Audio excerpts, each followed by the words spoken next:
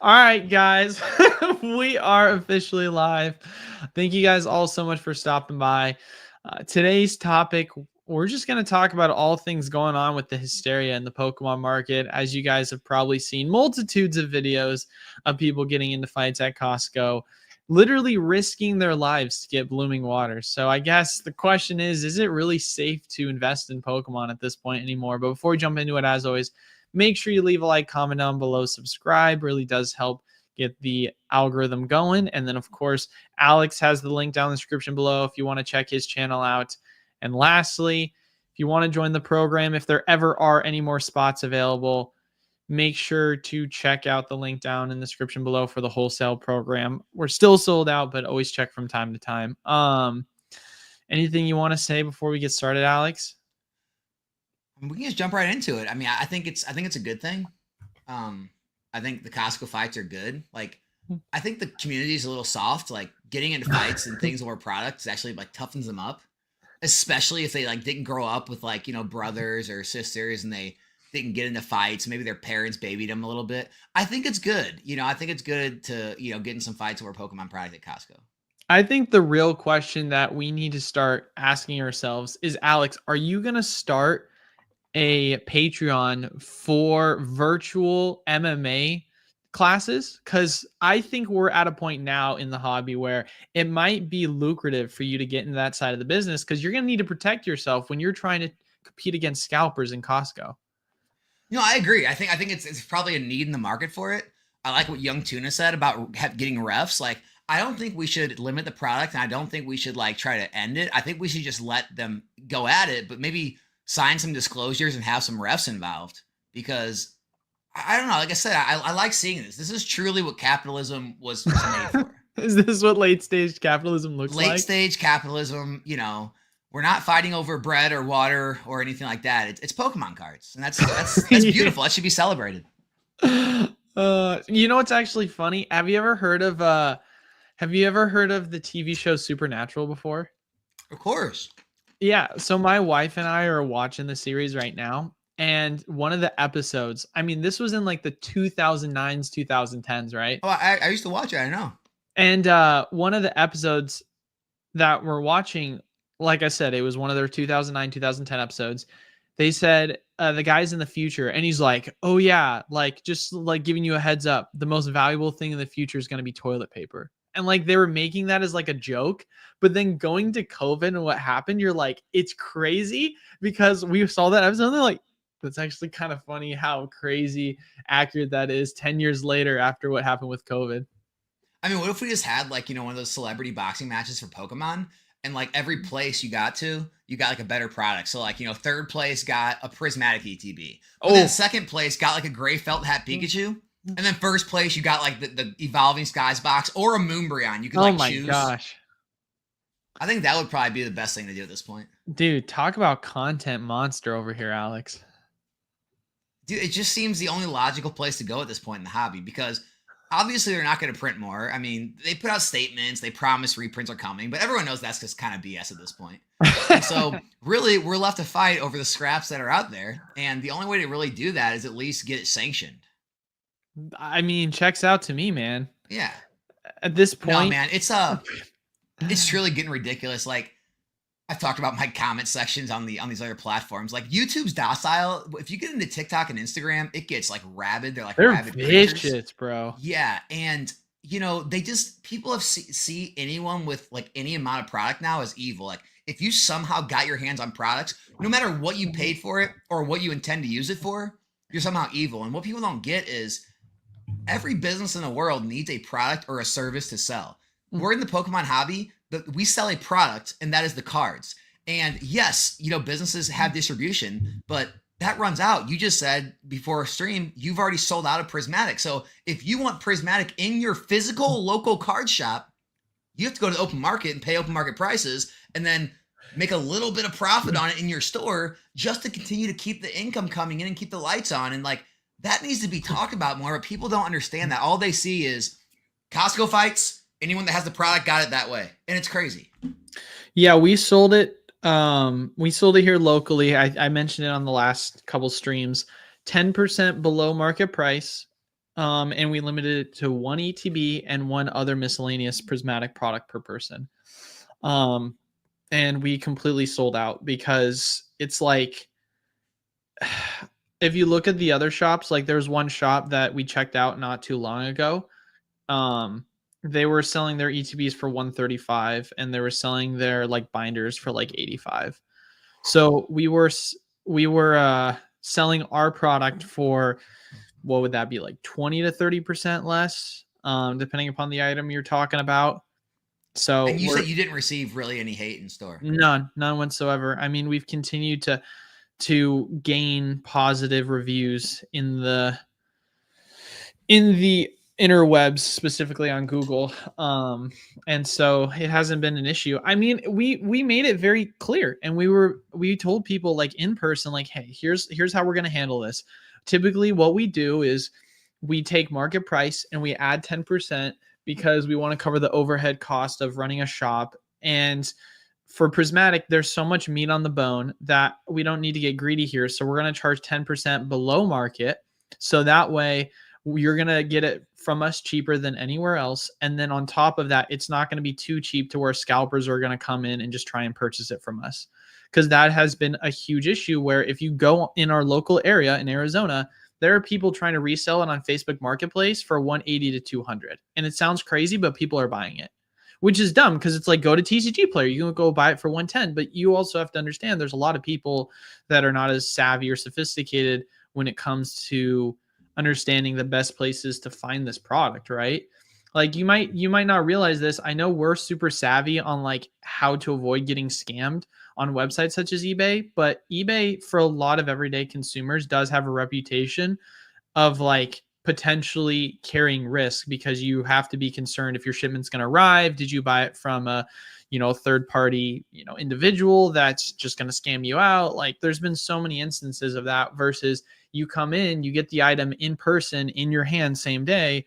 There is a premium that a lot of people are willing to pay, a little too much, I will say, depending upon if you're getting it from a store versus a third party scalper charging $80 over local. I mean, another thing is it's like a lot of like the high end brands, like Rolex or Louis Vuitton, like, what I'm saying? They never have sales, right? Like their stores never offer sales. Like Rolex is not saying, come in today and get 10% off. They're still selling the watches. They have wait lists on the watches. They can't, like, Ferrari has wait lists on Ferraris, right? And they make you buy a Ferrari before you can even qualify to buy a different Ferrari and all these things. And so it's just like the customers are there. People don't get that the customers are here in Pokemon. Just because you get online and you want to, bitch and whine and complain that the price is too high, you're like thinking that everyone's situation is yours. And because you think it's too high, then no one's going to buy it. It's like, dude, the reason the price is what it is because people are buying it in groves at the current market price. That's what makes the market price. And so it's like, if the market price was too high, the free market would regulate it and it would drop because there wouldn't be enough customers there to pay the seller selling it for that price. And that's why scalping is even able to be done. But the fact that there's this much demand for the packs should tell you you're in the minority, even though you sound like you're in the majority online. Because if you look at the comment sections, everyone's negative complaining. Even though you think you're in the majority, you're in the minority because everyone else still wants to open the packs and pull the cards. Yeah. I mean, you have to also think too, this is coming off of Evolving Skies, right? Like we've seen what Evolving Skies has done since it came out in 2022, where the booster box is currently. And so it only made sense for this to happen because whether you agree that the set should have been a booster box set or whether it's worse because of it or whether, like, you can sit here and give your criticisms for the set, but which, like, by the way, ETB sets are performing as good or better than booster box sets these days. They're doing solid. But yeah, it's like you can sit here and give your criticisms, but ultimately this is a set that was highly, highly hyped up because of what we saw with Evolving Skies. And this was supposed to be the prelude to that, right? This was supposed to be the 2.0 evolving. And the anticipation of that is what caused it to be the price where it is currently. I don't see that changing unless you all of a sudden believe the interpretation of evolving is going to change, which I don't think so. Because evolving, as we're seeing, is what, $1,500 a booster box now, 1,300, something crazy like that. Like, it's not stopping, guys. Like, we were having videos about a year and a half ago, and we were talking about, oh, 400. Oh man, should I sell at 400? Of course, we've always said the same thing, which is, sell some, keep some.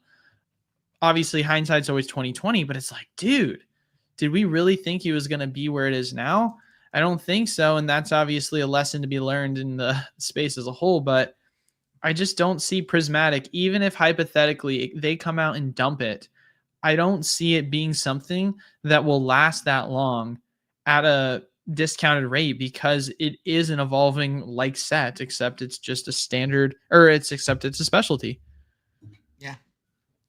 It's going to go through the same exact pattern everything goes through. Everyone's unhappy. If the price does drop, they'll just think that it's going to drop more, and they'll still not buy it. It'll stagnate out, bottom out. People will say, "Oh, it's probably not going to recover. It's going to be like the next Shining Fates." Then it'll start to recover. People will say, "Oh, it's dead cat bounce." They'll just print more. I wouldn't buy it. Then it'll eventually rise up and be right back to where it is, and people will say, "Well, they have to reprint it again. They got to print more." And it's like, well, it was released a year and a half, 2 years ago. It's a pretty good chance they're not going to. No, they're going to. They're not going to let a product be this expensive. And then maybe it does get another reprint, maybe it doesn't, and eventually it's the highest it's ever been. And then people are like, "Well, that's just bullcrap. I'll just move on to the next set." And then they'll repeat the same scenario they do with the next sets. And it's just like the constant cycle of how these people always find something wrong with every price point, every market, everything going on. It's just, you can't help them. I mean, 151 is like, don't get me wrong, it's a good set. It's not a bad set, but I think, it's a much better. Hot take coming. What? I think Prismatic's a say better something set. bad about 151. I think Prismatic's a better set than 151. That's what I was gonna say. So for me, he disagrees. You think 151's better than Prismatic? So we had a live stream. It was me and Pokey Plumber, and then Goated Pools and Cool Trainer Ryan hopped on. And I think it was Goated. He asked the question, and like all of us said 151, and the entire chat, like 95% of the chat, was all saying 151. Really? That's interesting. Yeah, everyone is there in the chat right now. No shot Prismatic 151. See, I'm telling you, everyone's. It has a nostalgia factor. I agree. I don't know. I mean, this is just me personally. I disagree. I know we can. Well, here, think about this. Going, like, let's say 7, 8, 9 years from now, like 2 generations past, what set are you going to remember from Scarlet Violet? Is it going to be this, or is it going to be 151? For sure, Prismatic, 100%. Really? Yeah, I didn't have a line out the door with 151. I had a line out the door with Prismatic. 151 wasn't. We had people with lawn chairs camping out in front of our shop. That did not happen with 151. But 151 wasn't released in this market, though. I can understand that, but that's not what the question was asked. The question is, what's going to be more memorable? That's more memorable to me. I'm going to think about the fact that, hey, you remember the time where we had a set where there was a line out the door before we even opened? That's what's more memorable in my experience. Obviously we're in a different market. I understand that there's factors to be played into that. But also at the exact same time, going back to it, this is a set that's a prelude to Evolving Skies. And right now we're seeing what 151 is doing currently. I mean, it's at 173. So I guess, whether you agree with me or not on Prismatic being, a better set than 151, I see it performing that way if we don't get more product. And if we do get more product in the same way we did with 151, the retracement will happen and it will be short-lived, because that's how it was with 151. We had boxes go up to 80, 90, then they came back down to 60, and then from there they just climbed. It was not. Yeah, I like Ditto Cave, where both sets are great when we were arguing which one's better. Yeah, I agree. They're both going to be great for sure. Yeah, no, they're fantastic. Let's answer a question for Celestial, just because they super chatted. Thank you so much, Celestial. Customer demand MSRP when market is higher, but then they complain about MSRP when market is lower. If they want hot sets for MSRP, they better be buying the crab sets MSRP too. Yeah, everyone wants to have their cake and eat it too. That's why we always go market. You know what's really funny? I made a joke. I made a joke on my live stream that if someone wants to take his contract, and I had, dude, I've actually had people reach out on Instagram, email saying, "Hey, Alex, if you were serious about that contract, I'll sign it."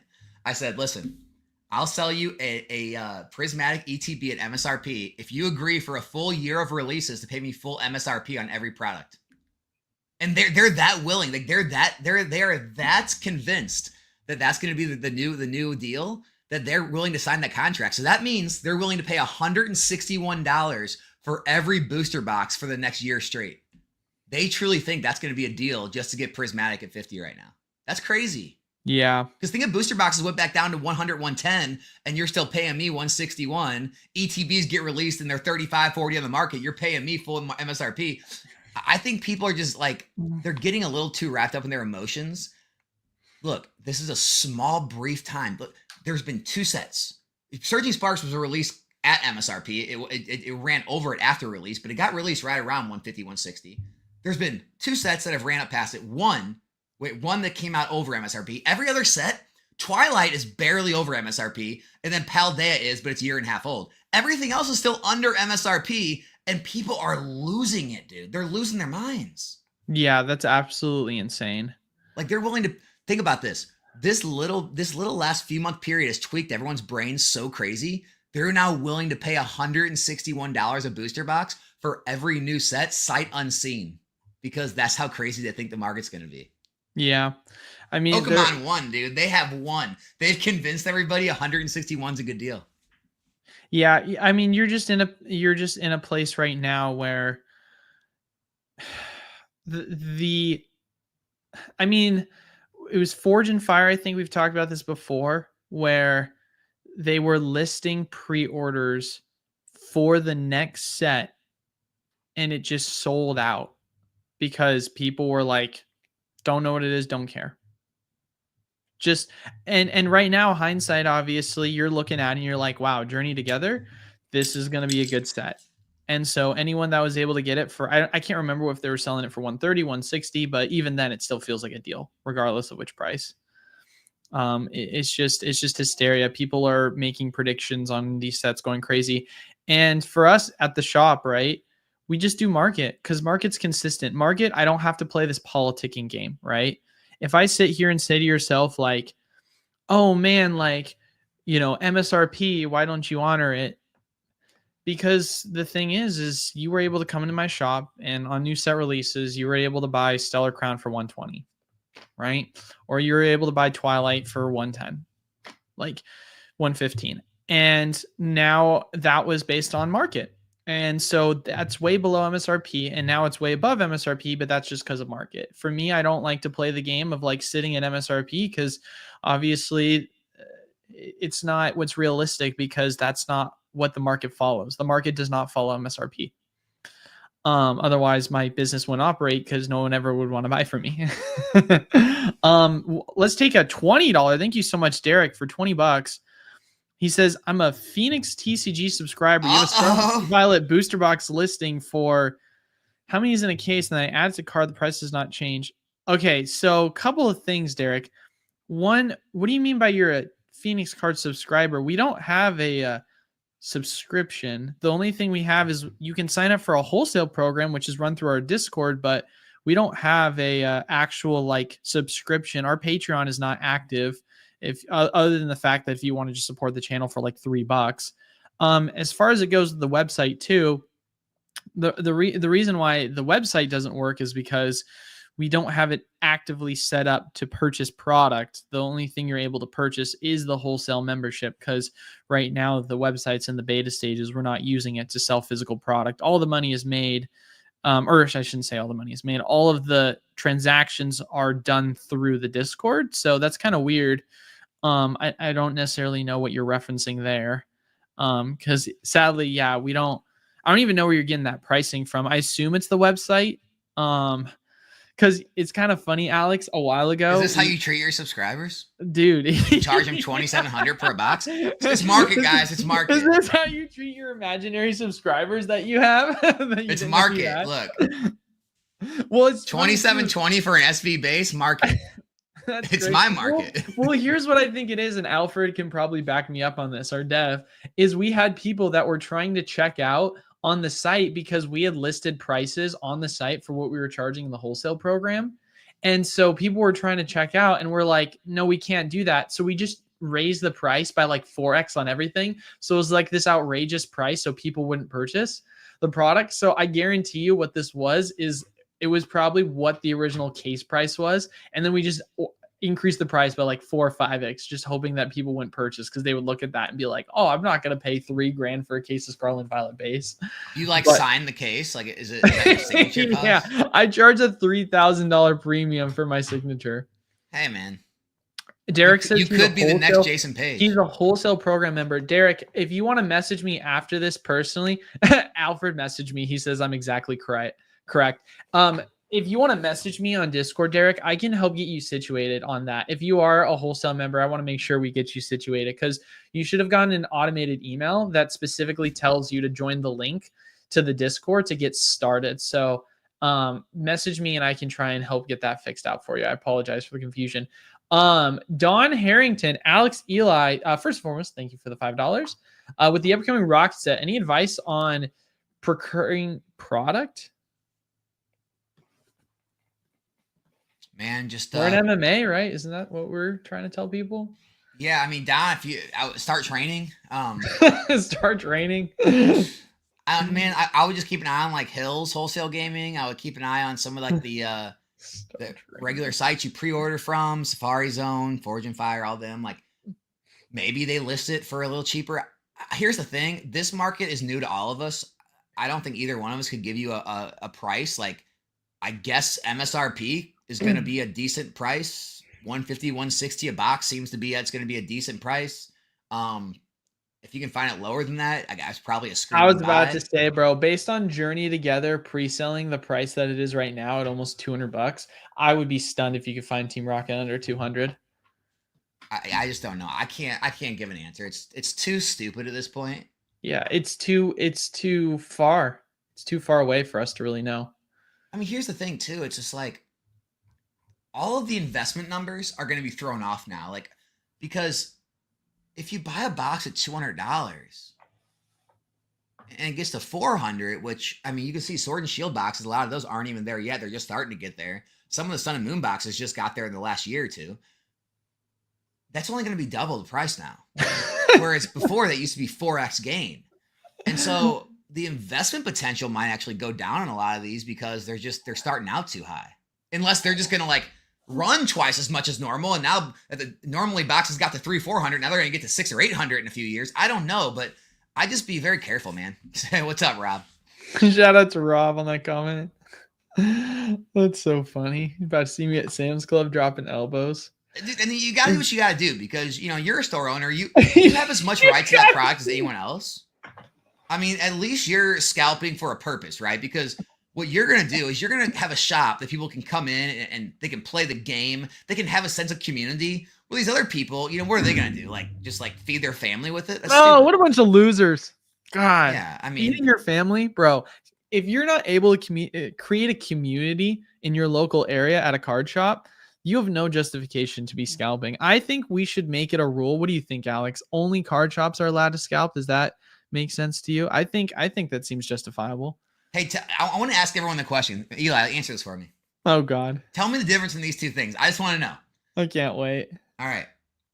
Tell me the difference between somebody picking up a Pokemon product for you and then selling it to you online, shipping it straight to your door.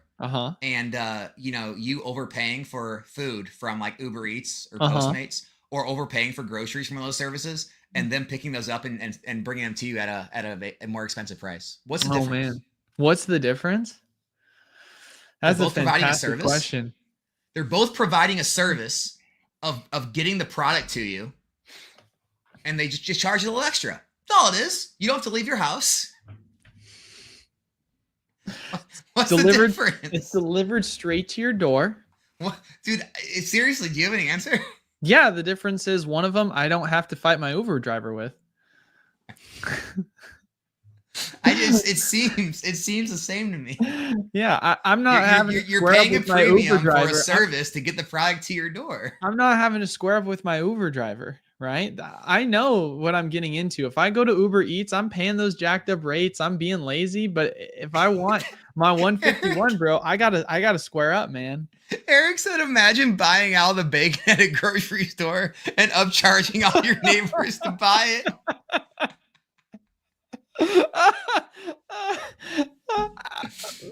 He goes, I'm not a scalper. I'm a retail relocation specialist. I know, right? God, He is, so man. true. I'm Retail actually majoring relocation. in retail relocation at college. Have you seen like the videos of like people? It's like the video itself is titled like when you make your job seem a lot fancier than it is, and it's like I'm an underwater ceramic specialist, and it shows him washing dishes, and his buddy's like, "Oh no way!" And then it's like he's like, "I work for a multi-billion-dollar company transferring funds to between clients," and then they're just like they're a cash register, the cash register just handing money there to people. They're giving them change back after they ordered a burger from McDonald's. It's So like that's ridiculous, literally man. how it feels when you say that.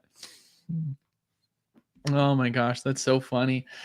Buying out the grocery store at bacon is so fun. That would be I'm just so. glad we're all here so able to laugh at everything going on. I mean, Because, you dude, kind of have to there's at this seriously point. people out there that are, I mean, they're probably giving themselves heart attack. Like, I wouldn't be surprised. Like, a woman dies of heart attack because she was so pissed at Pokemon prices. Like, these people are just like seething from their teeth, like foaming at the mouth, just like typing all these negative comments. They're all these scalpers. I'm so mad. And it's just like, guys, it's not that serious. It's Pokemon cards. You're gonna be okay.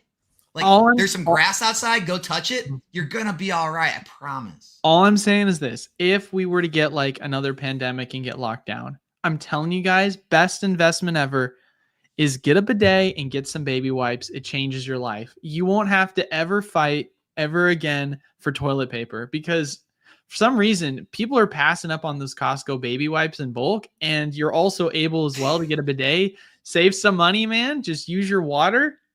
It's life changing, and it will save you a lot in the long run. Just pointing that out there. I'm not gonna comment on that. We're just gonna move on. We're just gonna move on from that subject. Bro, have you been to Japan? If you've been to Japan, you would understand the feeling. No, remember, I don't like Japan because I prefer English cards. So I forgot that about means that. that means I detest You're the entire racist. country. I forget about this sometimes. It just throws me. People ask me like, "Oh, I prefer English," and they say, "Oh, so you hate Japan?" And like, well, okay, what? That's crazy. Isn't that such a wild take? Like, I'm just like, well, I do. Where? When? Yeah, right.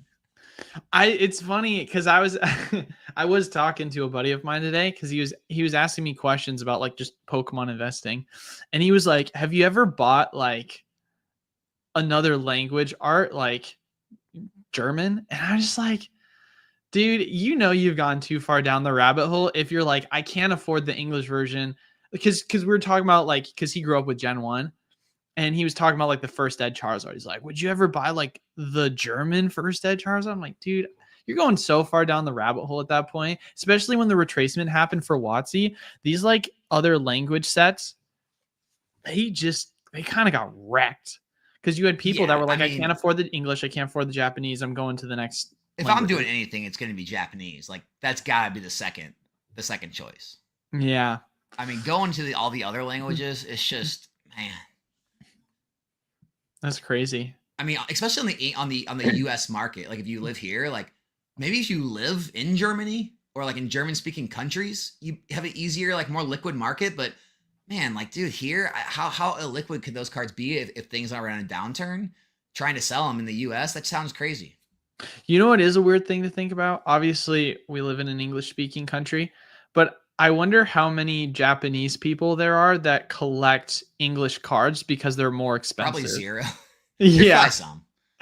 Like it is kind of weird to think about because we obviously live in a society. No, I think a lot of Chinese people collect probably collect Japanese. Well, because we live in a society where most people are like English is the most expensive, right? So for us, some people it makes more sense to get the other languages because it's cheaper. I wonder how it feels the other way around. Well, I think probably a lot of Chinese, a lot of Australia, like I think a lot of the countries probably surrounding Japan.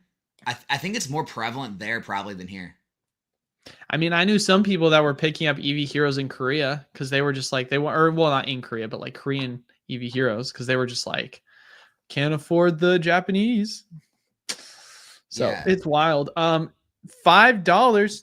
Nick 3, thank you so much. This year, Pokemon with Prismatic Team Rocket, etc., and Magic with the Final Fantasy Spider-Man set, etc. Can Magic come close to Pokemon success? Think hard. Um, I would say Nope. that Nope. I don't know, man. Magic's in a weird spot right now. Magic doesn't have one aspect. Oh boy. The kids. Oh God, I gotta. It's for the kids. Dude, that's facts, man. Magic You have, doesn't have that you have to atmosphere. think. You have to think. People like Alex are never going to go into Magic because if they can't take away product from the kids, then what are they realistically living for? So Pokemon has Right. that natural draw because Alex can take that away from the children. Yeah, like when I walk in Walmart and I snatch that box out of the kid's hand, like it feels good. Like I feel fulfilled. But then I did it one time. It was like another Checks out. adult, and I snatched it and I started walking away. I'm just like, and I turned around and gave it back. I'm like, dude, I'm sorry, man. And it just didn't feel the same. You're just not going to get the same level of tears with an adult like a Exactly. child. They're a lot more Right. fresh. It's like rejuvenating. So if you're going to be in a hobby where you can really crush someone's soul, I think Pokemon is that hobby for you. Absolutely. I agree. um, but to answer your easy meat's crazy. You're like, yo, I'm gonna fight with the 10-year-old easy, bro. Kids don't deserve it. Adults worked hard for that money. Yeah, freak them kids. But no, like I don't know. Magic's in like one of those weird spots right now because we're just hearing news. I talked to multiple distros. You've heard it from Rudy and other people. Aether Drift's getting cut heavy and they're trying to tamper down. Apparently, it looks like there's a huge direction. And obviously, Rob, if you want to chime in on this, you can too. Where WotC is starting to shift away from printing things heavily into the ground. And so it's kind of weird to see it because before, like, you had a lot of people that kept comparing Aether Drift and they were like, oh, it's going to be, the next murders of Karloff, which for those of you guys that didn't know, they just had so much of that available. The collectors were worthless. And now, if you look at the last handful of sets that have come out, I mean, these collectors are going for so much more over what you would typically see. I mean, right now, you're looking at Aether Drift, which people, for the standard set are definitely not as hyped up compared to Commander. I mean, Commander, the Aether Drift commanders look fantastic. But like, it's definitely something where people are not super duper at this moment in time hyped up in the same way as, let's say, like Bloomborough. And so it's like you look at that and still you have the collectors going for almost $300 a box. I mean, I don't even know what Foundations is at this point, but Foundations was like selling like crazy. I mean, even Innistrad Vow, I heard a lot of people like saying like Innistrad remasters.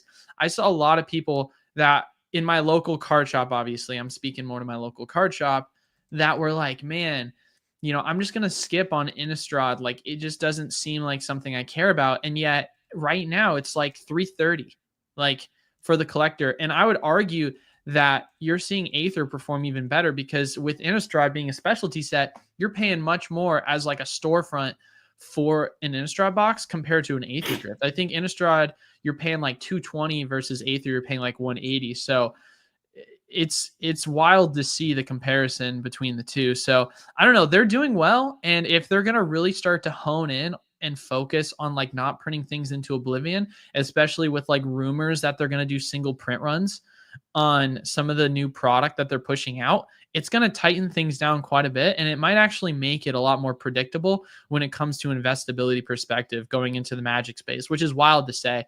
One thing I will say that is a little funny, I watched Rudy's last video and like, bro, it was so funny because he made a comment about like, I've had some of my like patrons tell me like dude, have you been paying attention to commander decks? There's so much money in commander decks. And I went back and I looked and I was like, wow, I didn't even realize you can actually like invest in commander decks. That's insane. I was like, oh God, they're figuring it out. We've been talking about this for months now.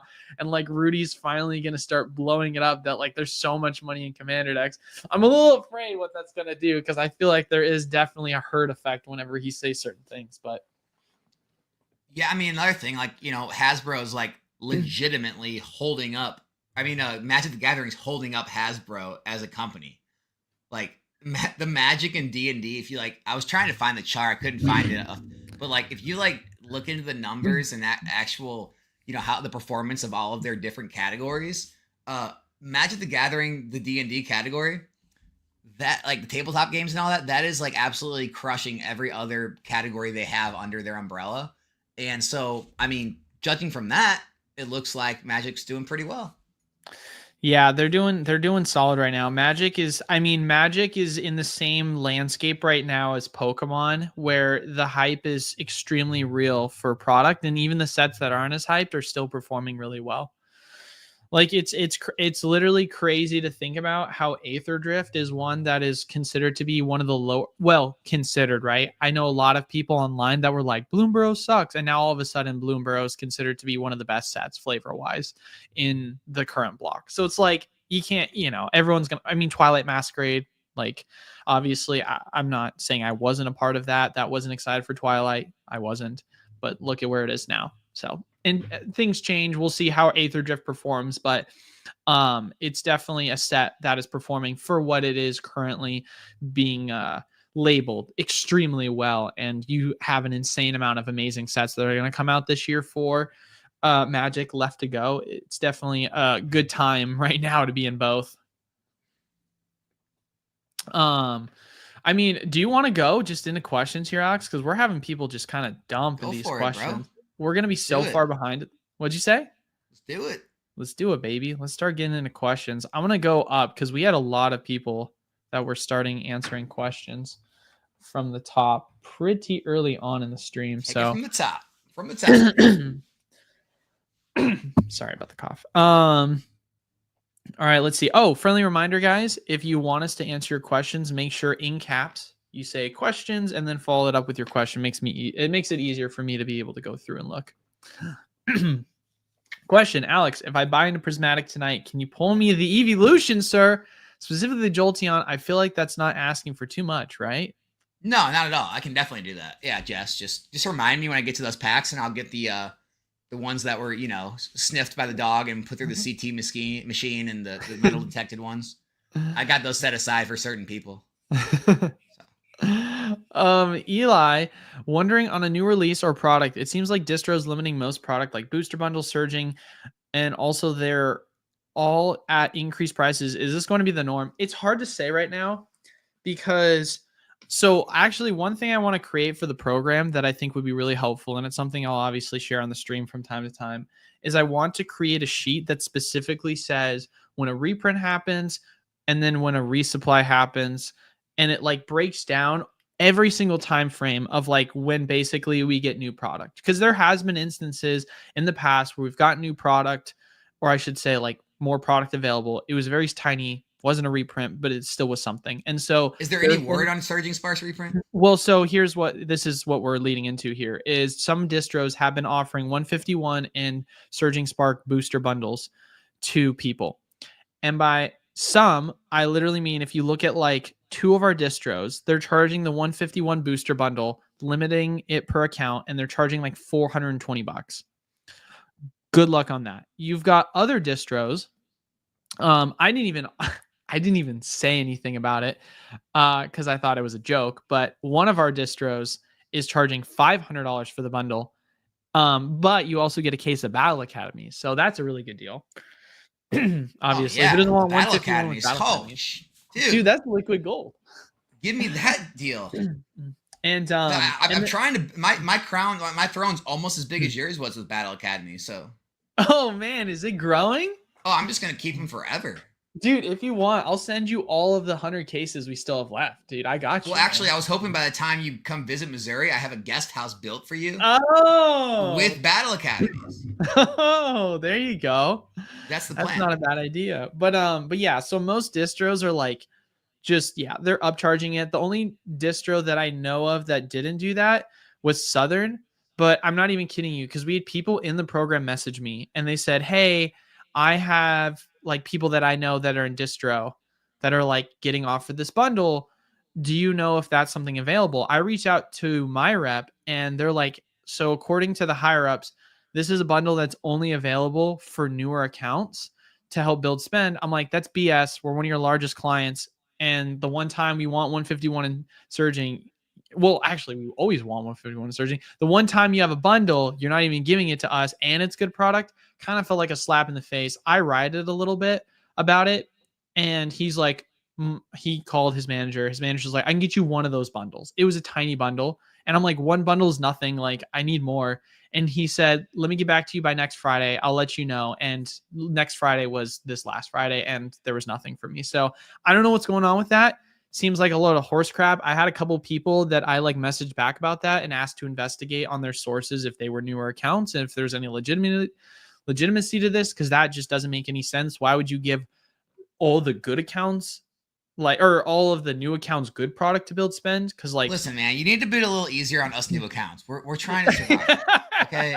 Alex. It's not all about the big bad, king of the hill accounts. Like everyone needs a little drip. Okay. Yeah, seriously, We dude. need a little Aether drip. Yeah, right. So it's like, yeah, that's crazy. So yeah, it's like I don't know. I don't know what's going on with it. It's so minimal at this point in my mind that for those people that are in the program that are looking at it, like what you see is what you get. The price is expensive. It's super limited. I mean, they're already sold out at 151 at 400 at multiple of my distros. So people are buying it still because they think that it's a good deal just to get it discounted. Um, and yeah, it's I don't know. It'll be interesting to kind of see what ends up happening from that, but I'm not really holding my breath at this moment in time because I think there's more that's going to come for surging. I don't think that was the reprint. If it was, it did not. It did nothing. All right. Moving into the next question that we have. Let's see if I can pull something up real quick for us. Um, sorry, bear with me. Still scrolling.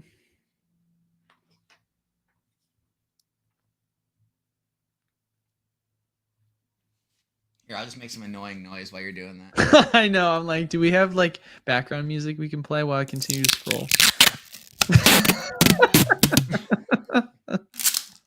Oh, I got one. Is it just me or did Journey Together come out of nowhere? And then it says I don't know if there's a follow-up after that. Let me see.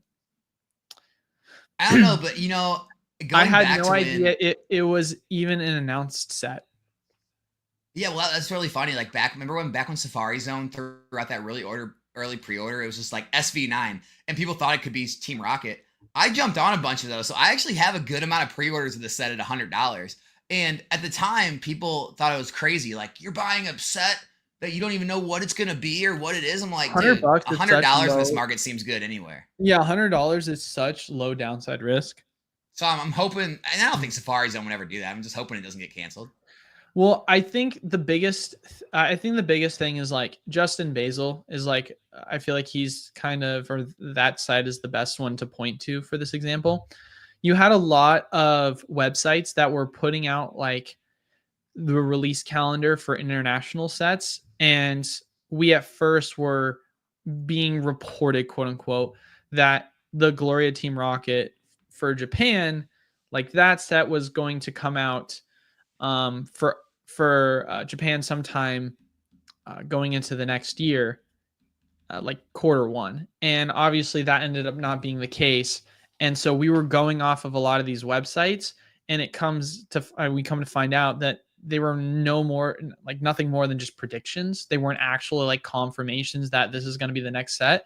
And so it kind of threw people a lot for a curveball because we were thinking that, this upcoming March set was going to be the Gloria Team Rocket or, our Team Rocket set, but it ends up being this Journey Together set that just kind of came out of nowhere Well, not too long ago. Bokuno Panda in the chat though, he has a good point. It was announced at Worlds. Like people knew this set was coming. They didn't know what it was going to be named. They didn't know where it was going to like fit in.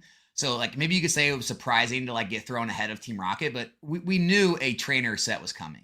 Oh, I 100% agree. No, I agree with that as Yeah. well. I mean, we were obviously hyped up.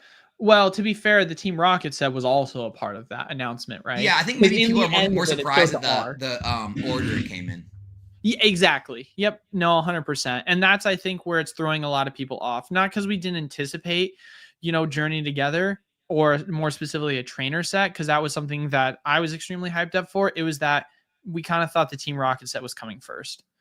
But I mean, it makes sense, right? I mean, they did tease the Team Rocket set more so than the Journey Together one, because the Journey Together one, they had the full on length of the video, and the Team Rocket one, it was basically just end of the video. They showed an R. That was it. You got like teased super hard for that one. Yeah. So it was announced. We just didn't know the ordering.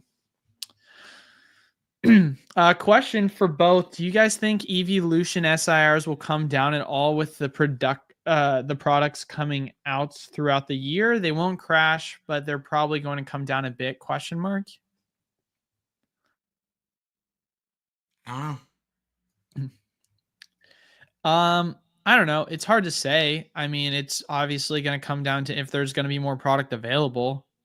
Because realistically, we obviously saw the Pikachu from Surging Spark, and that one went up like crazy. It obviously came down since its highest point, but realistically, it's still going for about 500. So it's not like all of a sudden that $500 card has collapsed.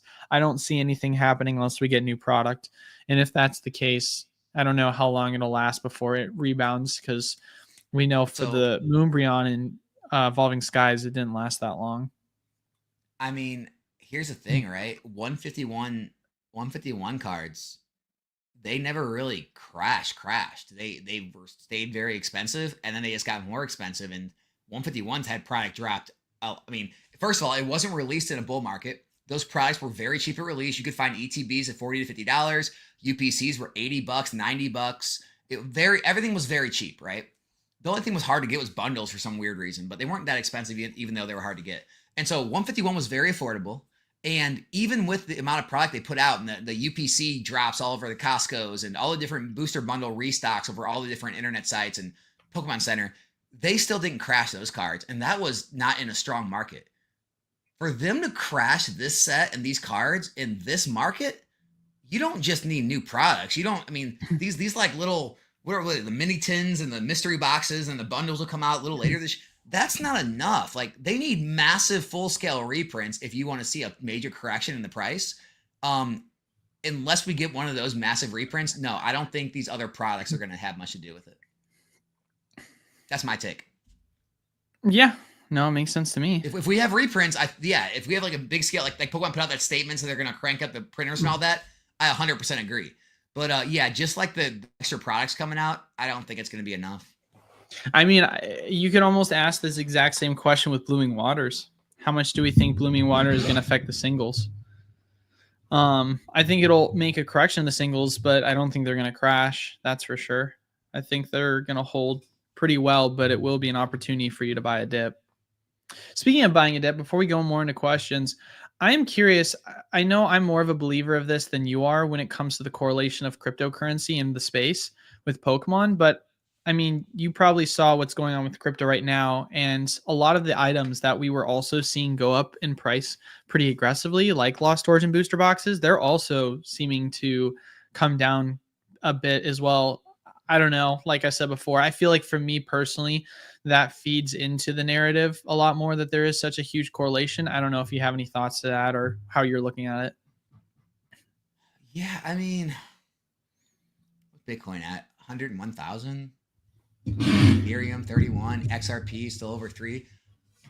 I mean, they're still at really high. I mean, it didn't crash, right? But it came down in price. It retraced a little bit. And then of course you saw the same thing happen with Pokemon items. The move happened pretty much like happened with Bitcoin around the same time as Pokemon. Like they almost happened together. Yeah, it's possible, man. I mean, there's definitely some correlation. Like I don't know like how much. I think like there's like major dips out, and then I'd be worried. But like I don't know if like these small price fluctuations in crypto are having that much of effect on the small price fluctuations. Like that'd be pretty crazy if it was like that close. Like, oh, it's got a 5% dip in crypto. Now we're gonna have a 5% dip in Pokemon. Like I think they're correlated, but I don't know if they're that closely. That seems a little much. Yeah, I don't know. It's definitely weird to see for sure. It's possible.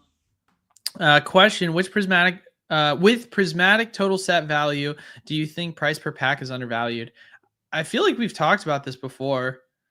It is kind of weird to think about because yeah, when we talk about selling cards in shop or selling packs in shop, we always go to the one that has the best value from what you could potentially hit in the total entirety of the set. So if you consider how expensive a lot of these cards are compared to how much you're paying, it definitely can feel that way.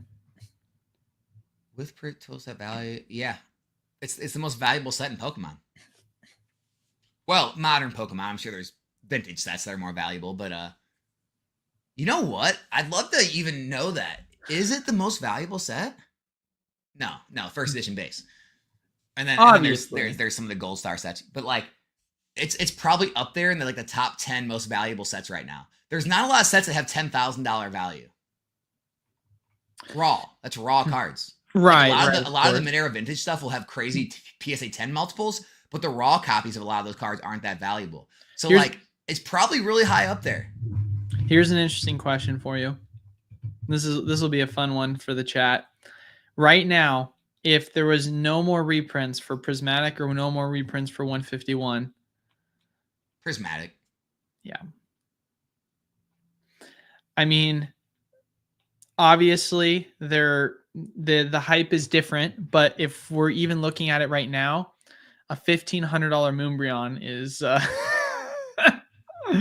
I mean, like that's the Shroombreon. Yeah, is that what they're calling it? Well, that's what I call it. That's what my chat calls it because it looks like it's on shrooms. Oh yeah, because it's like so trippy. Yeah, you can say that with I feel like a lot of you can say that with a lot of the product art designs that they're pushing these days.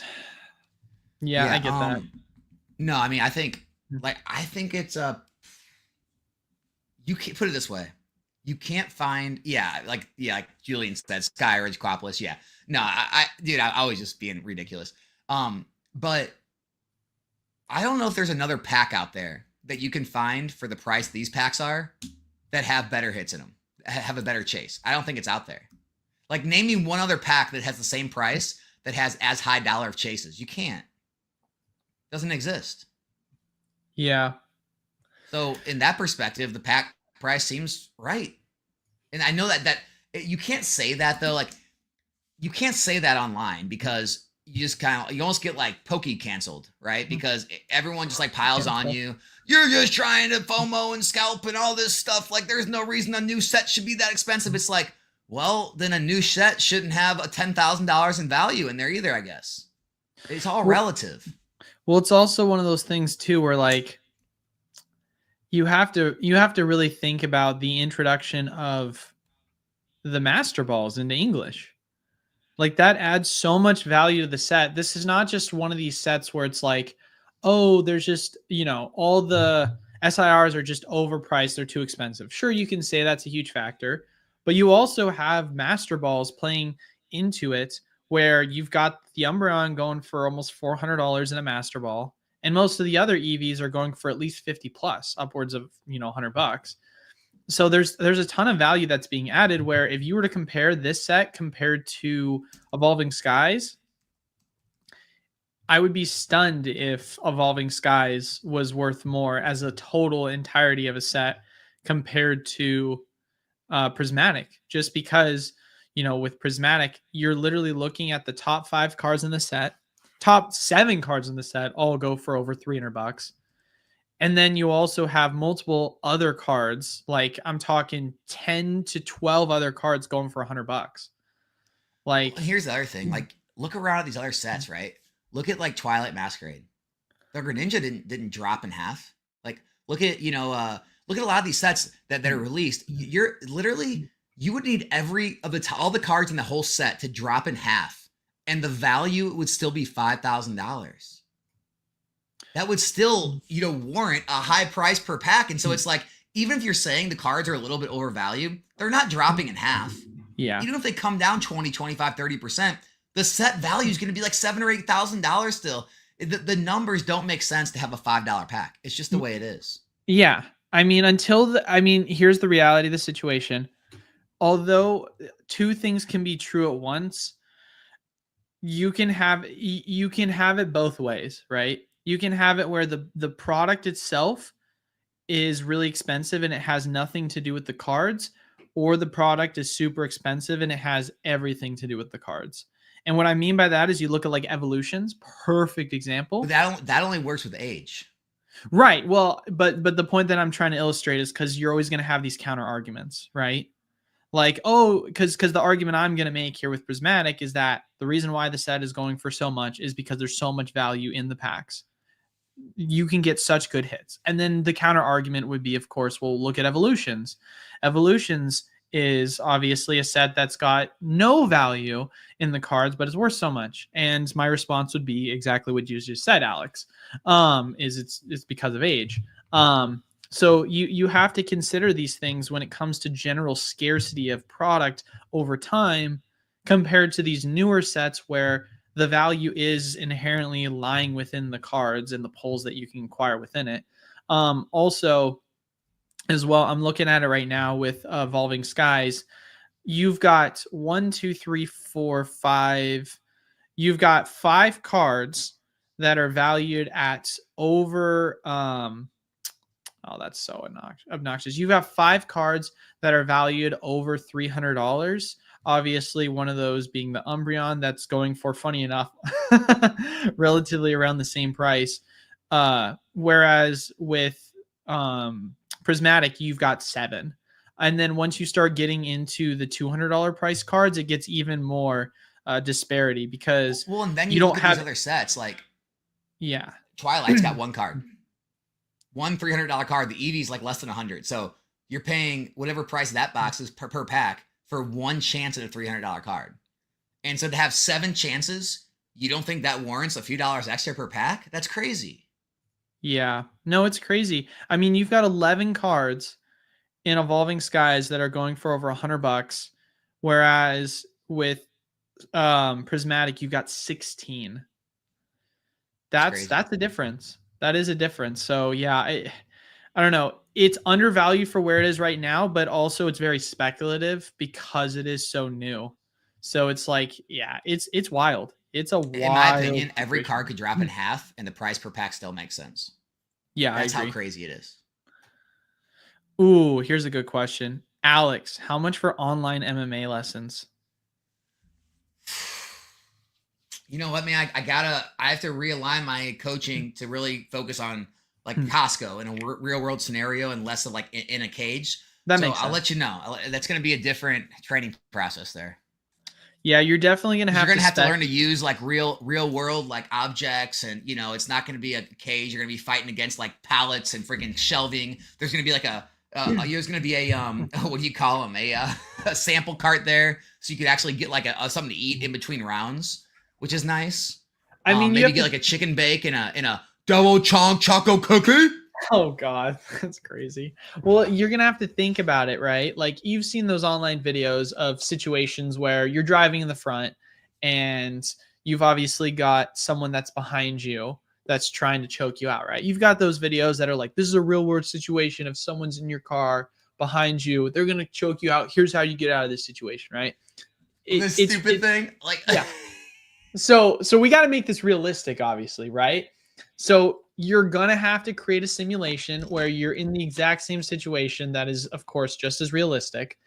And it's going to be in Costco, right? And you have to really think too, like, what aisle are you in nearest the product, right? Because like in my Costco, for example, like the Pokemon product's pretty close to like the meat section, right? So I might pick up a ribeye and just slap him with my meat across the face, right? Just like knock him out. Slap him with your meat. I like that. Slap him with my meat, ribeye straight across the face, right? Or, you know, I've seen online where for some people it's in the electronics section, right? And you might have some sort of like extension cord that you can just choke them out with, right? Like things like that, where you've got your natural surroundings. And it's just really like, there's a lot that goes into it. It's very I'm just intricate thinking too. like everyone else is going to be going for the product, so you start going at everybody because they're not going to be defended. They're going to be focused on the product. So you just start like blindsiding them, and that way the product's wide open. That's so funny. You're like, bro, you don't even you don't even go for the product. You just start swinging at people. Even the employees, like if the employees try to like calm everybody down, you hit them too. You're not even Because they've got self checkouts. You don't even need the employees. You just need the product. You're If they try to like not enforce any kind of limits, you just knock that person out too. You take as much as you can possibly fit in your car. Like this is how we should be. Survival of the fittest. All's fair in love and Pokemon. all spirit love Pokemon. That's just the funniest thing to think about. You're like going into a store, everyone's like grabbing the products, and you're like, hey, and you just clock the guy. You're like not even grabbing any product until after you've just knocked everyone out. Exactly. Exactly. You just got a body of people on the ground just passed out, and then you're just like stepping over them, grabbing Pokemon And if they products. start to get away with their carts, you like just throw some in front of their cartwheel and it's like flips over and they go flying and Oh my gosh. just anything you can do to like because you want to stop them from advancing and then you can pick up the product later. That's true. So that's Man. the strategy I would take, and that's what my class would probably focus on. There's a lot that goes into a question like, God, this was such a good question, dude. There's a lot that goes into this thought process. Well, put it this way, Rasmus, I'll say this: whatever I do charge, you're gonna get more out of it by It's the not amount of product you It's scalp. obviously not enough. The You need to scalp be- will definitely be worth it. I mean, I think for me, the most value I'm going to get is starting to factor in where these pallets are going to be located. Because ultimately, if I decide to go to a random Costco, right, that's not in my local area because I'm personally trying to go scalp in a Costco I'm not accustomed to. And it happens to be that the Pokemon's located different from where it usually would be located in my own Costco. It's going to help me with my surroundings, being able to be prepared going into enemy territory. Because then all of a sudden, I now am going to have factors that I can be aware of. All right, look, you already got the job for the Sarcastic Ball team, but in all seriousness, right? This is something I really think about. Like all joking aside. First, what do all these people do for a living? Or if they have a job, to be able to stand in all these lines and go through all these fights for this product, right? And then they get like however much they get, 2, 3, 4, 5 boxes and make whatever they make on it. Like, oh my gosh, you flip them and make $40 a piece. You made a couple $100. How much do these people depend on that little bit of like income? And then what's going to happen when the market does get back to normal and that income goes away? Like, are these people now just like devastated? Are they back to living on the streets? Like, what kind of individual is like able to do this? What kind of like schedule do they have? And then also, how important is this income now to them for their livelihood? That's the question. I mean, I was friends with the lady who was in charge of Pokemon product at our Walmart back home in Oregon. Because how they had it situated was they had like the customer like return like counter, and they kept all the Pokemon behind that. And you know, she knew about me, she knew about my content, and like I would come in and like talk with her and stuff. And she was telling me that they had a problem because they had one of their employees quit because whenever they would get off their shift, they had people that would like try and intimidate them, basically saying like they were going to hurt her if she didn't give them Pokemon product. Like, I'm not even kidding you. So she ended up quitting because she was afraid for her life. I'm not BSing. This is a dead serious story, like past sarcasm time. I was like, that's insane to me. And so those people got banned outright. They said that if they came on the property, police would be called. So it's like, it's wild to think about it, that there was literally a group of guys. It was a group of them that would come in, just purposely scalp. And if you didn't sell them more than what was the limit, then they were going to potentially jump you when you got off your shift. Like here, you want go back to the MMA here. Yeah, still up. The MMA lessons. You know what? Like again, sarcasm aside, I almost want to give the scalpers like business lessons. Like, hey man, I can show you how to like make a living for yourself without having to do this. Yeah, like, wouldn't that be cool? Like providing for yourself, running a legitimate in whatever industry you want to be in. I'm fairly certain I could show you a way to do it, but this ain't the way, man. This like trying to like scratch and claw for 20, 40 bucks here and there. It's so stupid, dude. Yeah, I agree. With modern going up, would you trade excess SV booster boxes for the newer releases? Um, Mm. maybe if you like have the newer sets, like if you're like Surging Sparks with this confirmed getting a reprint, no one knows what we're getting or how much, but like that may be one that you could consider selling right now. And then maybe like the ones you think have higher probabilities of reprints, if you want to kind of roll the dice, maybe we get more Paladin Face, maybe we get more Twilight Masquerade. The problem is you're gambling with two things. You're gambling on, are we going to get a reprint? And then if we do get one, is it going to be booster boxes, or is it going to be ETBs, or is it going to be like bundles or something else where you cannot even get that position back? So that's the only like dangerous part about selling off Scarlet Violet right now is in this time when everything's so crazy. People hate to hear this. There are going to be these sets in this era that do not ever get reprints. You'll never see a booster box reprint for some of these sets. And trying to like pick and choose which ones are going to get it and which ones aren't, you're just like throwing darts at a board. So that's the scary part. And for me, it's like I would take that even a step further and say, if you were to do this, I would do the inverse. I would not be liquidating it for newer product. I'd be liquidating it for older product that I know is not going to get reprinted, because that's going to be a lot safer of a play if I go get like Evolving or Lost Origin or some of these Sword and Shield era sets, where I don't have to worry about the fact that you could see a huge retracement because a reprint ends up happening. That's kind of deleveraging yourself, but still putting yourself into a good position where you're able to have investments that are going to perform extremely well. I just don't think it's worth the risk at that point, because you're not only are you liquidating from your position, which is a risky depending upon, of course, which box you have. Because let's say you've got Paldea Evolved. We don't know if Paldea Evolved is going to get reprinted, right? So you're basically saying, I want to liquidate this because I'm making the bet that either one, it's going to get reprinted again, or two, if it does, that's okay. I'm going to take advantage of this new hot set, but then you're putting yourself in a position where that new hot set is probably going to have a much higher probability of getting reprinted. So it's like you're putting yourself in a much riskier position doing it this way, in my mind. I agree, especially like the Team Rocket. How you just said you expect it to be $200. Do you want a brand new set for $200, or do you want to have Paldea Evolve, which is like at that point going to be a year and a half old or more, for $200? Market for Right? Paldea Like, was like 80-90 bucks forever.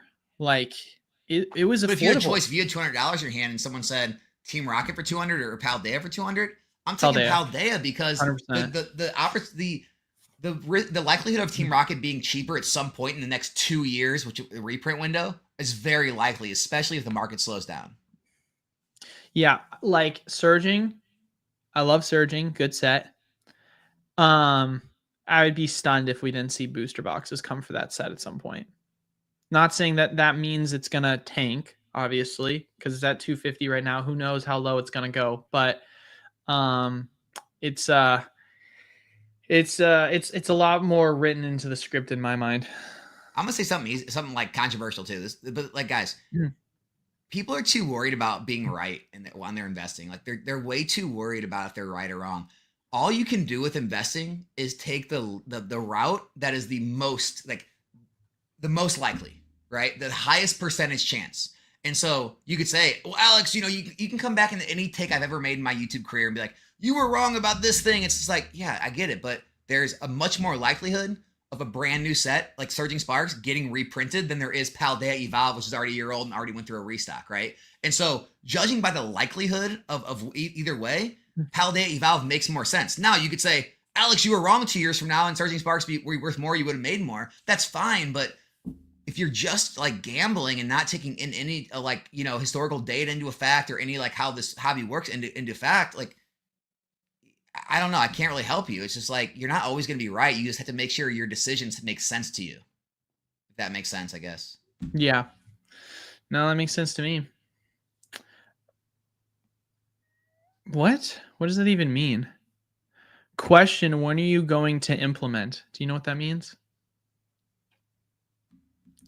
Yeah, I don't know what that means. Today, brother. No day like the present. What do you think about being the actual? What do you think about this being the actual norm of Pokemon in previous 2 years as the anomaly in the hobby? Good sets have a premium, worse sets are at or under MSRP seems healthy. I mean, so Rudy, speaking of Rudy, he's been saying that in his videos, which he's been saying stuff like that's been the bubble, this is normal. I don't really agree with him all the way. I think what he's kind of saying is the $95, like $90 boxes, that was the anomaly. And I agree with that. Like that was not normal. And we're probably never going to go back to that, but we're probably not going to stay at this kind of craziness. It'll probably settle where like 120 to 130 a box will probably be normal. And $50 to $60 in ETB will probably be normal. But Wait, yeah, no, I don't think the are norm you is saying you don't Vice at think we'll ever Costco. see booster boxes go down to 95 a box?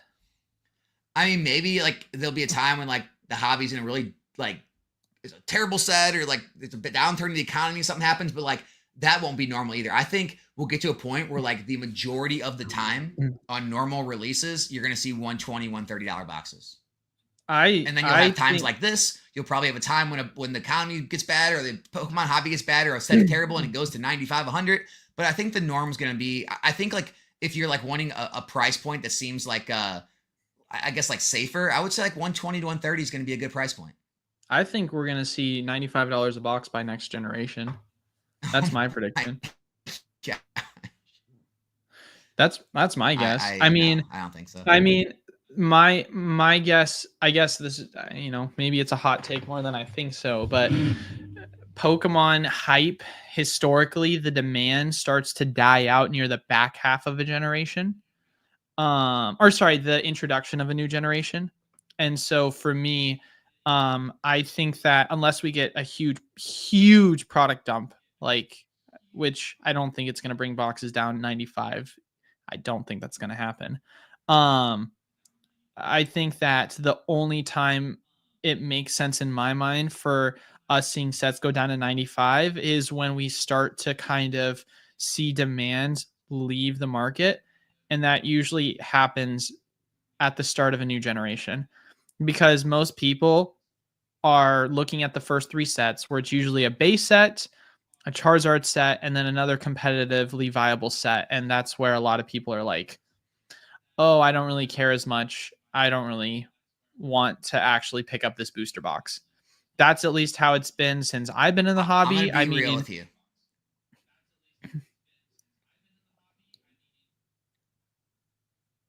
I'm gonna be real with you. There's a lot of people that talk, but I'll literally show the pictures if that happens. I will buy no less than 100 cases per set if that happens. And there's other people that I'm sure will do the same. That there's a lot. I think people are underestimating the money in this hobby. Like I told people, I do consultation calls every month, at least probably like 8 to 12 calls at this point a month. And I would say more than half people I talk to are more capitalized than me, and they're larger players than I am. And I think the amount of money in this hobby is being so far underappreciated. And I think there's a lot of people that if prices ever got anywhere near that, they would be backing up the truck and buying no less than 50, 100 case plus positions, do you which know would deplete the market very quickly. in your mind, and we'll just talk new set release, right? In your mind, new set release, what do you think the next base set is going to be? What do you mean? Like next generation, when that comes What does out, that mean? what that means is that in your mind, let's say that we're past the Scarlet and Violet era, right? No more Team Rocket, no more all these crazy hot sets. We go to a new generation and it's just a standard vanilla base set. In your mind, obviously you don't have a, crystal ball here, but like what do you think is the possibility of it being like what price wise in your mind, what could that look like? Oh, I said like I just said, I think it's probably be in the 120 to 130 range. Yeah. I mean, yeah, it's hard. I think it'll be 110. It's not like we're far off, right? I mean, Because it some wasn't until we places like got maybe it's 110 on like Hills or like some LGS website. I think like one maybe eBay TCG oh, player I'm talking 120s. TCG player. Oh, really? Yeah, Maybe. well, because at least for Scarlet Violet base, Scarlet Violet base came out at 110, and it wasn't until we had the LO and the ST reprint where it came below 90.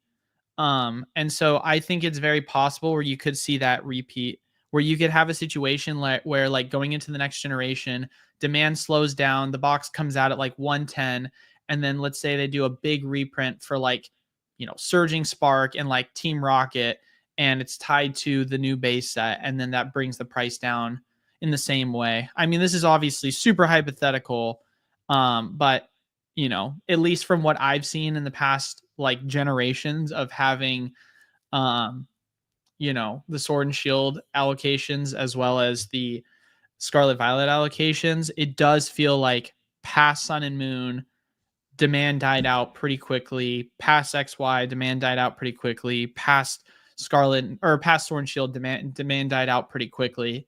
Not saying that it's like, oh my god, like things aren't going to go up, because we obviously saw Chilling and all these other sets continue to gain I'm with. exponentially. I think what I understand your historical precedents. I think what James said right in the chat at the very bottom is that's where I lean. I think everything's changed now. I do not think the hobby is anywhere near the same as it's ever been. I think rip and shippers have changed this hobby forever. And the amount of product being deleted from the market. See, people back in the day, right, in these last however many 10 years of Modern, the product disappeared, but it got put in people's shelves, right? Nowadays, it's not being disappeared into people's shelves. It's being deleted. It's gone. The packs are gone. I mean, I myself rip 3,000 to 4,000 packs a week. Per week. Just me. Little old me. Now, to multiply that by every single rip and shipper, you have tens, if not hundreds of thousands of packs ripped every single week. That's never been a thing. And the amount of product getting deleted from the market, it's not going to slow down. I don't know. I just don't see it, man. Like, I think here's the other thing. People like me who have been in this hobby now, and we've witnessed Roaring Skies and Primal Clash reprints and evolutions. We've then witnessed the reprints from Chilling Reign, Fusion Strike, Lost Origin. Now we just witnessed Paldea Evolves and all these. I promise you, and I will show proof, if that ever happens again, and we have $90 boxes, again, 50, 100 cases minimum per set is what I'll be buying. And I think a lot of people who have been through it multiple times, and people can say, oh, history is doomed, it doesn't always repeat. Past results don't dictate future results. I will bet the farm on the fact that past results will dictate future results. And I'll bet on what I've seen now happen 3-4 times. Yeah. And well, I guess that's where for me, it's like, it's hard, because I do agree with you. Like, we are in a different landscape right now. Social media, whether it be the presence of, TikTok, whatnot, your, YouTube content, it does make it to where product is obviously being, ripped more than ever. But also for me, I would think from a strategic perspective, I don't think that means that Pokemon is just, and I'm not saying that we're going to see an instant effect, right? But I don't think I see in a world where that's the case that Pokemon is just going to want to leave money on the table by not being able to address the demand. Because Magic is a game that's been around forever, right? Like, been around forever. And they're having the inverse issue, where you have a lot of people that have been complaining about the fact that collector boxes on a lot of new set releases don't have a ton of value comparatively, because there's just been so many. I mean, Rudy even talked about it in one of his most recent videos, where he was saying what he's getting right now for collectors compared to what he had gotten historically is so much lower, because they're trying to rein in on the print runs. Not to say that's something that Pokemon, isn't already doing, and they might not continue to do it that way. But I guess in my mind, I feel like RNG Games said he got crushed. Yeah, exactly. And he's someone who's, I would assume his highest allocation is Magic, not Pokemon, which is. Oh yeah, no, there's a lot of people that are getting crushed right now by Magic, because they're now changing the way they do the print runs. So I guess the point that I'm trying to illustrate with this is Magic is trying to rein in on lowering their print runs to help better the space. It feels really weird to say that Pokemon would be doing that, because the demand is much higher in my mind right now for Pokemon compared to Magic. It feels like it would be going the other way around, where they're going to start printing it excessively more. That's just at least how I look at it. I feel like there's a lot more upward mobility when it comes to printing for Pokemon than we may realize. I mean, we don't know, right? I mean, Pokemon has always been print to demand. It's just a matter of the hypothetical of what does that even mean, right? because we Yeah, realistically don't I know want what to capabilities they have. respond to Eura 37 counterpoint. If there's a downturn, people lose interest, ripping shippers will starve, no packs will be ripped, no one's buying. Um, the reason that point doesn't work is because 2022 was a terrible market. 2023 was flat, and 2024 started to get good. People were ripping the entire time. They were ripping shippers successful on TikTok, on whatnot, everywhere you looked. It's more pronounced now. It's going better now, but packs were always being ripped in some level, and it's part of the culture now. It's part of the hobby now. You know, same thing's happening in sports. It's not going away. Yeah, rip and ship really became prevalent over COVID. That was what really kind of pushed it because you had to have a way for people to get access to open their product more than just in person, but also online virtually because you were going to be locked in your house. Yeah, and I don't even like talking on it because obviously, like, it's part of what I do, and so like I never like to talk on things that I do myself because then people will, like, you know, think that you're just trying to like favor yourself or talk in favor of whatever you do, and I'm really not trying to do that. I just there's a lot of people who I've talked to in this business that have been doing it now for years, and like they've said, yeah, things are better now, but like they were steady for the last 3 years. They've had very successful businesses, and Mhm. the market was not good in those years. So I mean, you're just giving perspective. yeah, that's all I'm doing. It's like I always disconnect what the perspective is online versus what I see in the shop, but I'm also talking about from the perspective of what I'm seeing in the shop. It doesn't speak for everything that's going on, but it still brings perspective of how people are seeing things in different avenues, right? You obviously are seeing how things are being represented in your rip and ships versus what we see in investment channels versus what we see in LGSs. Like there's a completely different kind of consumer base within each one. And at the same time too, it's just like it's a part of my income for sure. But if I just like deleted rip and chips from like my income, I'd still be just fine. I my content side of things is great. I'd go back to, you know, grading cards aggressively. Like there's a lot of other things that, you know, you can do in the hobby. You know, like it's not I built my business to where I'm not dependent on one thing. And so, yeah, like I'm not here like trying to like be all high and mighty, like rip and ship will never die. It's like, hey, if it ends up slowing down and coming to a halt, you just have to pivot. And that's like anyone who's good in business sees those things coming, pivots, and you know, finds new ways to you know, find opportunities. So like, yeah, I'm not trying to like sit here on a soapbox and like tell everyone everyone's wrong. No one knows the future. I just from the past, we've seen this continue to happen in down markets. So I don't think it's only here because the market's up. That's all I'm saying. Yeah. I mean, and obviously we'll kind of wrap it up with here and move on to the next thing. But my thing just is I'm looking at Magic, and Magic has an issue where they're able to print things in the ground. We don't know the exact numbers of what that looks like, but we have obviously heard what some people were allocated for certain product compared to what they're getting allocated now. From what I've seen with Pokemon, that's never necessarily been the case where you saw these high level of booster boxes being allocated to people in the same way it was Magic. So it makes me believe that with history having repeated itself over the last 4 generations, along with the fact that you also have number comparisons to other TCGs, specifically Magic, which has been around for longer than Pokemon, I would like to believe that Pokemon being known for print to demand is probably just printing to demand. And with this huge influx that is coming into the market, with, like Alex is saying, rip and chips, it has me to believe that it's potentially going to be addressed with them ramping up the printing capabilities, because it is something that they can fine tune a lot more than we realize. This is super hypothetical, Yeah, right? hold on. I'm sorry, dude. I have to respond. I know we're trying to get off You this have to question. respond. I mean, you No, do it. no, these people in the Oh, chat, like they don't. someone in the chat. It's just they don't understand. Very true, Berg. If we can get product on the shelves, ribbon shifts will drop off. It's not true though, right? Because if there's products on the shelves, you know where product also is? It's at distributors. Yeah. And so then you order from distributors and from the distribution groups, and you get the product for less than MSRP and less than retail. Yeah. And you still do the rip and ships, and there's still a margin, right? So like there's always a margin to be made in any market. It doesn't matter if it's bull market, bear market, flat market.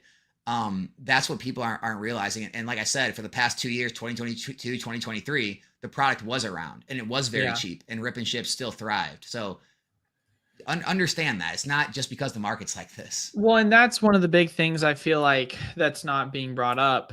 And one of the reasons why I feel like we're going to see a repeat again at some point is because currently speaking, there is no available product on distributor pages for Pokemon, right?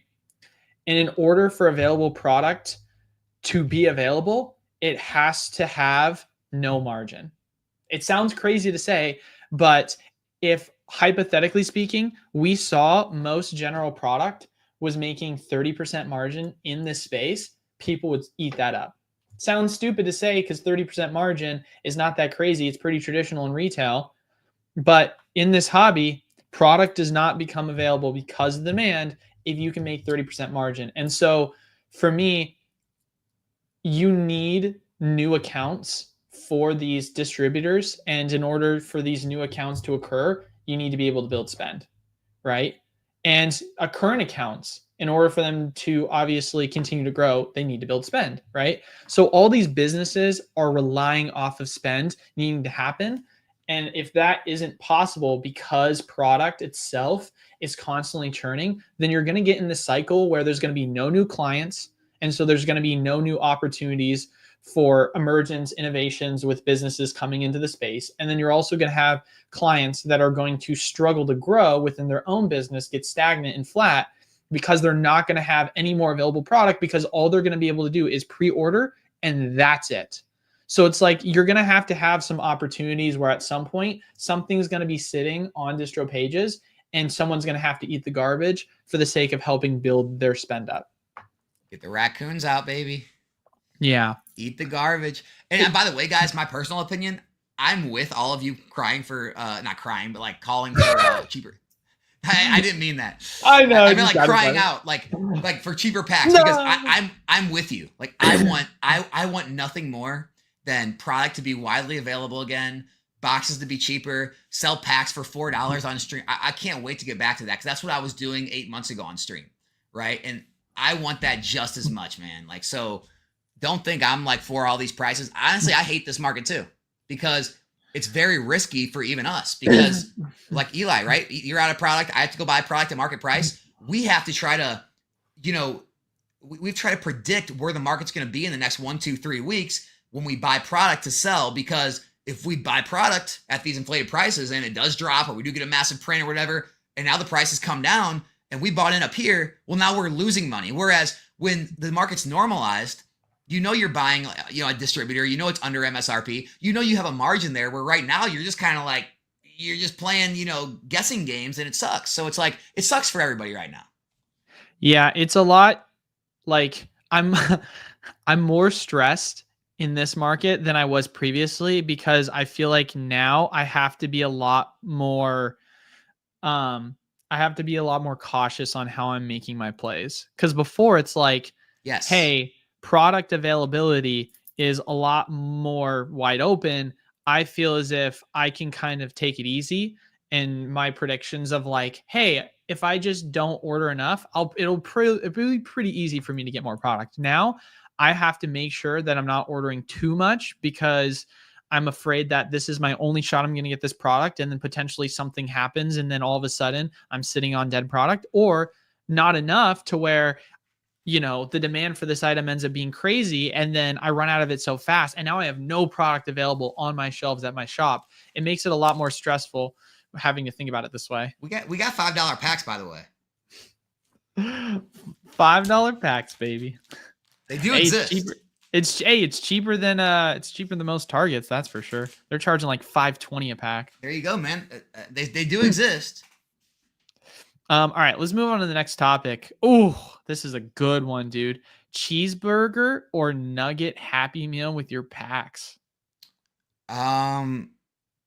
Neither. You pay off the McDonald's worker for the full case of packs. There you go. And then all the kids, behind you, they get nothing. Oh, sorry, we're sold out of Happy Meal toys.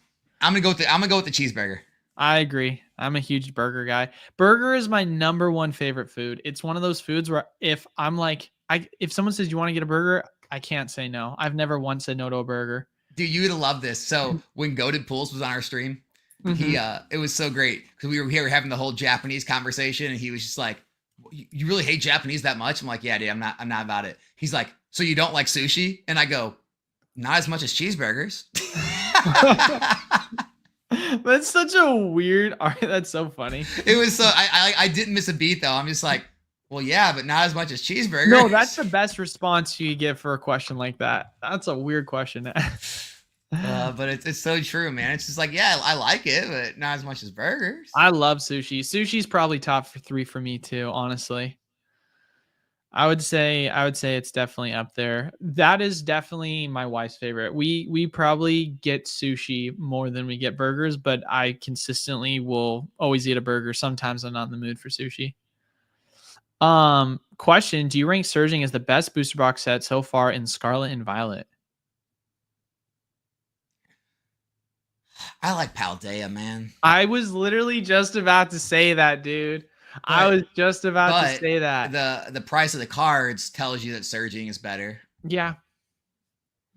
Yeah, So no, I like, you know, rank it in what? In terms of like investability, in terms of like yeah. opening experience. I think Paldea is more fun to I open. love Paldea so much. Paldea is more fun to open, dude. And I think most people would agree with that. Like surging sparks can really suck to open. I literally did a live stream with Paldea when it first came out, and I opened over 1,000 packs. Like it was my favorite. It was one of my favorite sets to open. Yeah. It was because super because fun. there's so like it's more spread out. Like you don't have any like crazy high dollar card. You have the Magic card, but it's not as high as a Pikachu. But you have a lot of like decent hits. Whereas Surging Sparks, it's like you have some stuff up top, and then like it's a lot of stuff that may have value because the box is expensive, but it's not stuff you really care about pulling. Whereas Yeah. like Paldea, it's got all the starters, all the legendaries, the Iono, the Magikarp, Tyranitar, the Raichu. Like there's so much in there. It's a six set.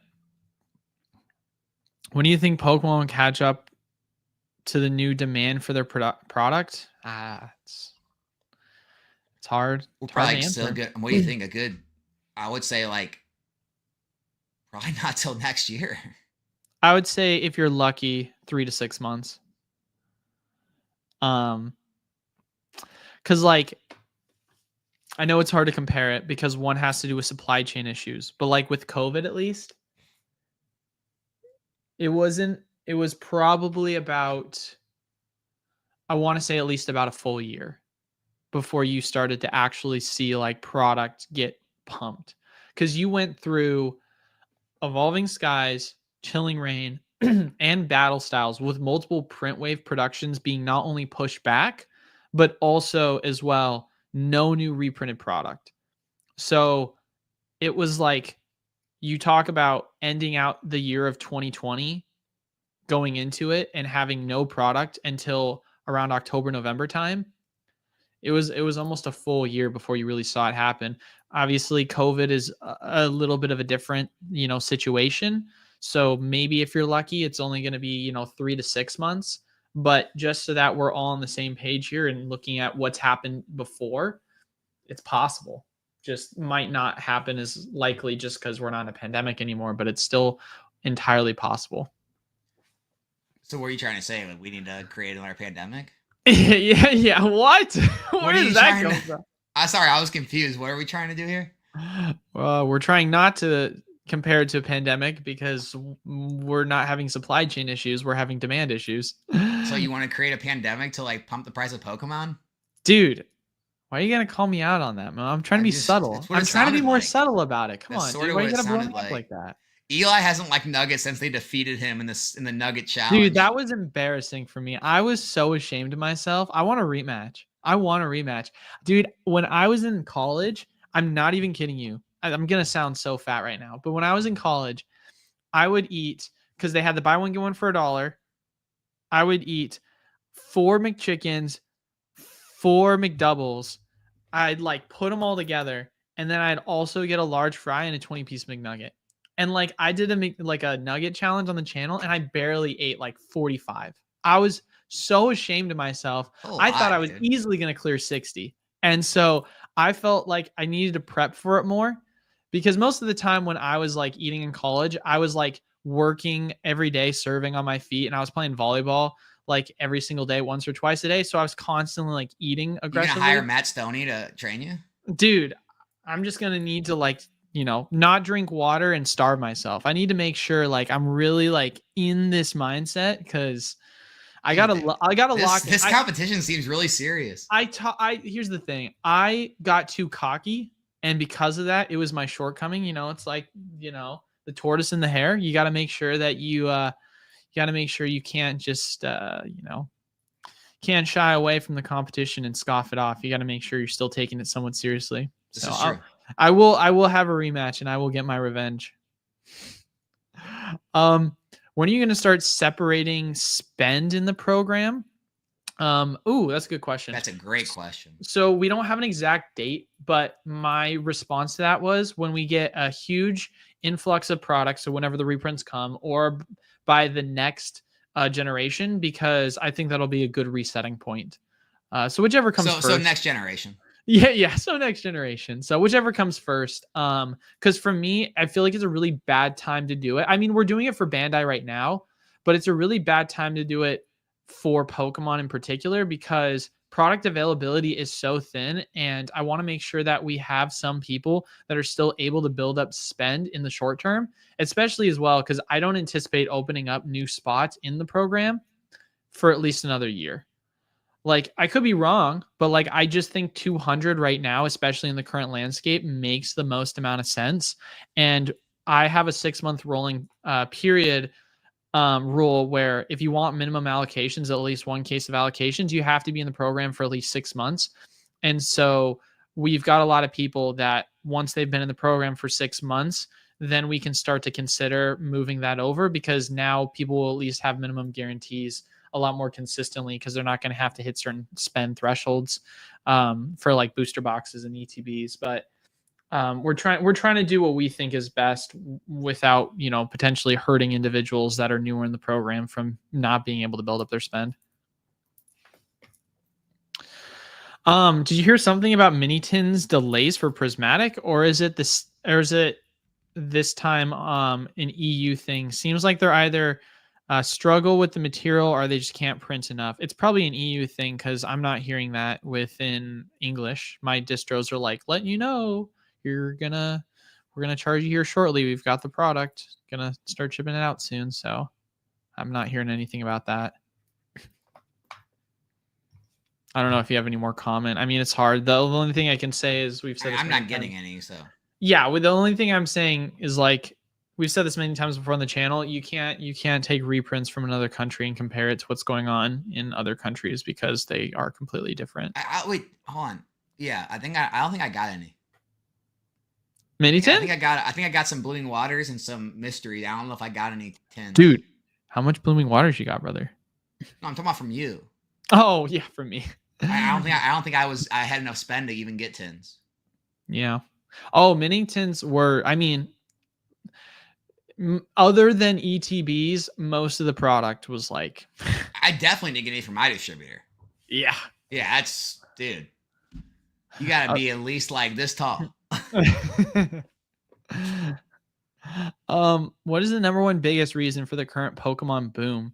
TCG Pocket, Bitcoin, Eevee? Eevee? What? I think he's just throwing things out there. I mean, here it's a little bit of everything. 151 started it. It brought all these new people into the hobby, which caused a more influx of demand. And then we had crypto also rising at the same time. TCG Pocket got released, caused more phone, and then it just like there wasn't enough product to go around, which drew in like the scalping crowd and everyone else when they heard money was being made, and it just all culminates into this big, massive, ridiculous place. So it's a little bit of everything. I don't think you can really blame it on one thing. Yeah, it's hard. I think that, in my opinion, I would say one of the biggest factors is, like with every generation, we're going into the second half of the new art designs, right? So you're seeing that kind of pick up the demand. And then on top of that, you're also seeing Bitcoin, TCG Pocket, and of course, as well, the influx of now demand specifically within the online space, causing popularity for certain things related to Pokemon to go viral. I mean, you have to think about this, right? When it comes to Pokemon, other than when it first came out, how often do you see related memes go viral having to do with Pokemon? Like, I feel like more often than like ever, you see content creators talk about Pokemon, reference Pokemon. It's like something that is now so normalized within the culture because of social media. Yeah, it's a lot mainstream. Like, what was that? Asmongold talked about it. You know, Rev I did mean, that. Like Rev did that collaboration with the Costco guys. you also have people like God, who's the guy that's super popular, who's like shorter, a lot of Charlie, the moist critical with yeah, the long Moist hair. Critical. Yeah, He's Moist talking Critical. about it. Yeah, he's talked about it. Other content creators that don't ever talk about Pokemon, but will talk like about video Now we games or just need commenting on it. like I Show Speed or like Kai Cenat or like one of those guys to like really pick it up and run with it. I mean, you had literally over COVID, you had streamers that were doing like what it was called the week of breaks. And what it was each different streamer was opening a different vintage booster box during that specific week. And it was like a big deal. Like you had people like Ludwig and you had other big content creators that were all like each opening different booster boxes. And they were like, it was a huge deal. Like, do you know who Ms. Kiff is? Mm-hmm. Yeah, like Ms. Kiff was one of them as well. And they made such a like large amount of content pertaining to it. And I feel like that is now so like it's just made a huge influence within the culture, I would say. Yeah, yeah, and like I feel not like Logan Paul. Yeah, I don't know, man. There's such a fine line between good exposure and too much exposure.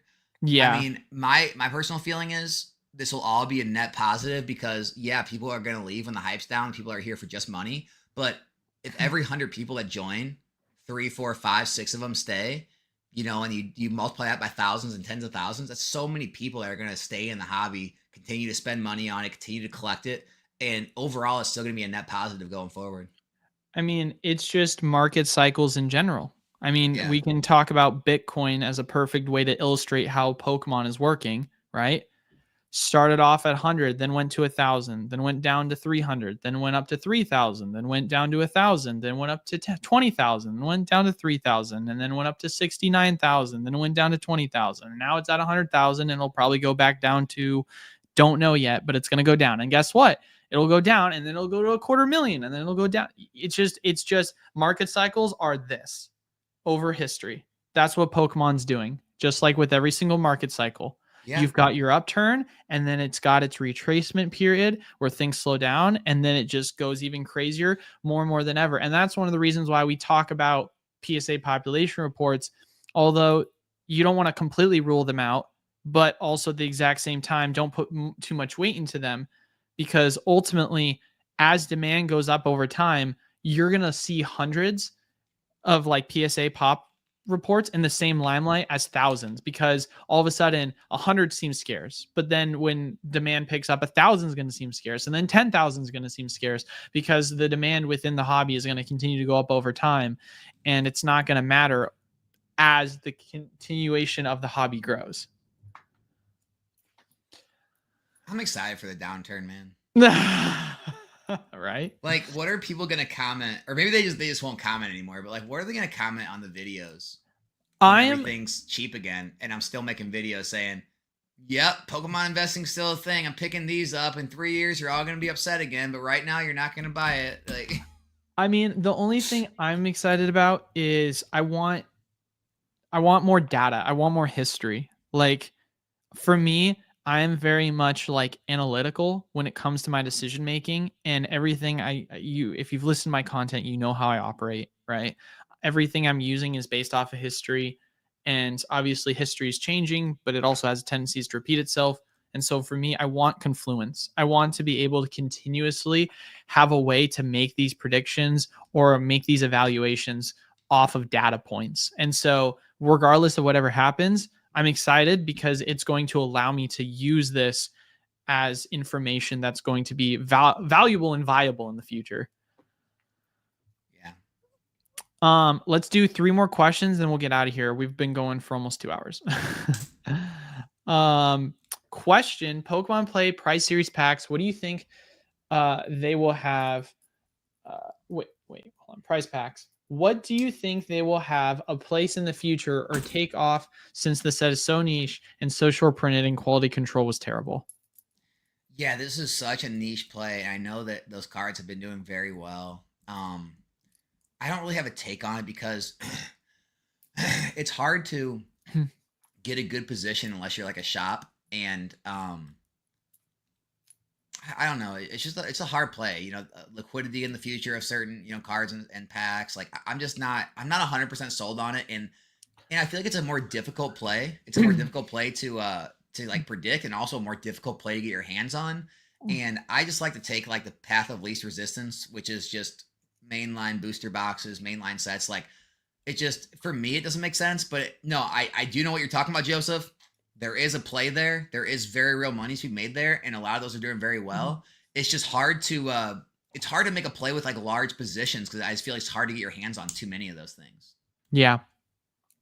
Yeah, I don't really have much to comment on that because it is such a niche item. It's really difficult for me to answer that question past what Alex said. When are you getting a Play Store, man? You need to start getting those things. We are a place. It's funny you say that.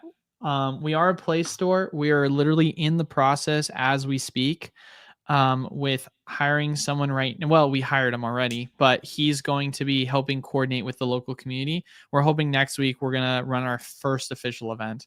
It's been just really difficult So will you because get those packs then? uh, well, so how it works is league events run every quarter, and at the end of the events, they will take up all of the amount of people that like signed up for your events, and then they will use that as like allocation for the next quarter. So right now, we're gonna be doing from now until March is what our period's gonna be, and then at the end of the quarter, I think it's March. I don't know the exact dates, but like 3 months go by, we're going to finally have like actual registration numbers to be able to utilize, but it's going to be at least a period of time before that happens. Yeah, um Joseph, no problem for the answer, dude.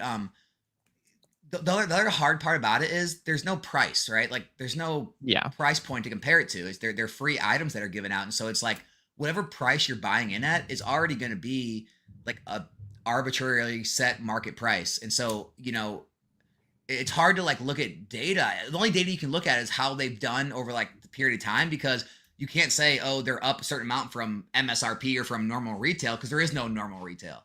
So that's the only hard part about tracking, exactly how well they're going to do in the future and the history of them.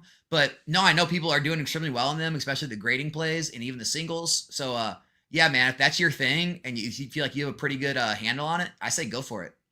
Yeah. All right. Another question. Pokemon has created perfect storm with these SV nostalgia sets. Do you think that people brought back to the TCG are going to stay in the hobby after SV? A portion.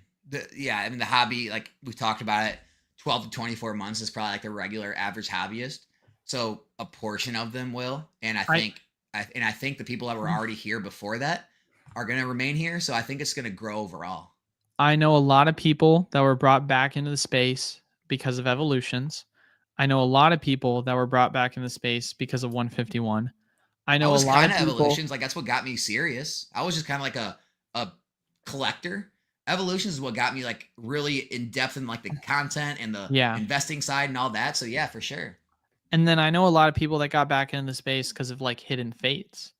I can keep going on and on and on about each of these different sets that got people back into the space, but I can also count on so many people that left the space and then came back in or just left it for good.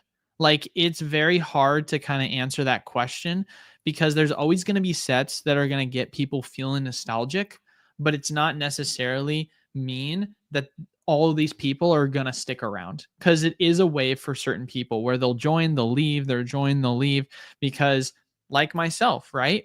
I missed a big portion of the XY era, like the first half of it, because after base set, I wasn't really a huge fan of Furious Fists. I was not really into it as much. I didn't really like the video games too heavy. And I was a huge fan of Black and White. I thought Black and White was sick.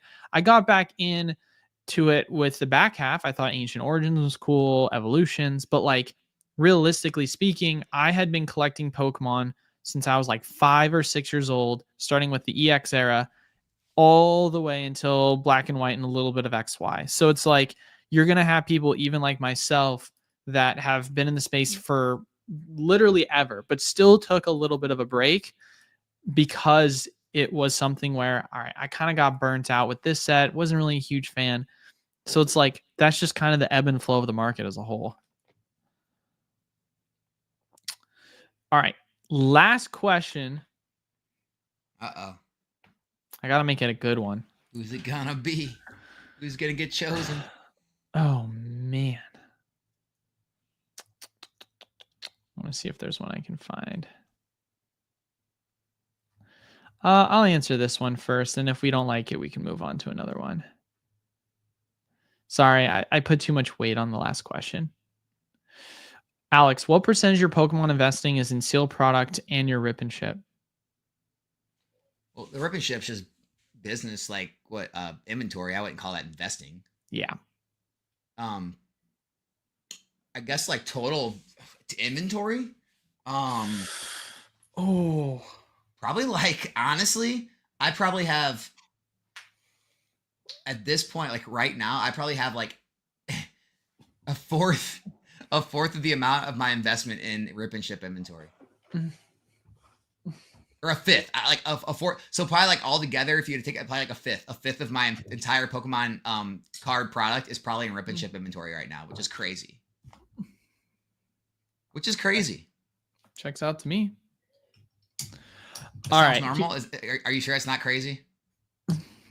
I don't know, dude. I'm a business owner myself. I don't even know what my own investment is at this point because it's inventory at this point. It's like all is one the same, right? I'll add it to my store inventory because it's not going to change like how I perceive the product. It's really difficult as a business owner because for you yourself, you could sit on your sealed product, but then still consider it a part of your rip and ship inventory. You just aren't planning on selling it yet. Okay. But what about you? Like, what percentage of product would you say you're sitting on? Like that you're actively not putting out compared to how much inventory you have? I mean, it's hard to say. I mean, I know it all kind of blends, but I would say anything that you're actively not putting out for sale would be like an investment. That's fair. I would change it to this. I'm purposely overcharging on certain items because I don't want to sell it. So like for example, like my Lost Origin booster boxes, I usually, like I said before, in the shop we're charging like 10% above. With Lost Origins, I'm charging like 20% above. Because for me, I'm like, hey, it's something I'm still going to offer in the shop. If someone really wants it, they can buy it, but I'm not actively trying to pursue getting rid of the product because for myself, I believe that's just going to continue to climb. So you think that's a good idea, huh? What do you mean? Like putting it out, but like taking the chance of getting people like mad at you for overcharging than just not putting it out at all. I've had 0 people get mad at me about it because funny enough, our 20% is in line with what most other stores are charging. Gotcha. So I remember when LO wasn't even going for 300 yet, there was multiple stores that were selling it for almost $400 a box. Arizona's yeah, I remember when LO just. See, that's why I said you might want to think twice before. I remember when LO was like first going for 200. I had someone come in the shop and they said that one of the other shops that was like closest to us was selling it for 280, and we were selling it for 240, which is 20% above, right?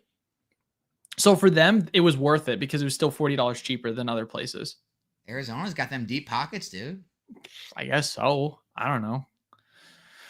I mean, it's a tough situation because it's like, okay, I can sit here and say to myself, like, I don't want to sell this product because I'm an investor. But also, as a shop owner, there comes a point where it's like, I need product and there's nothing to purchase.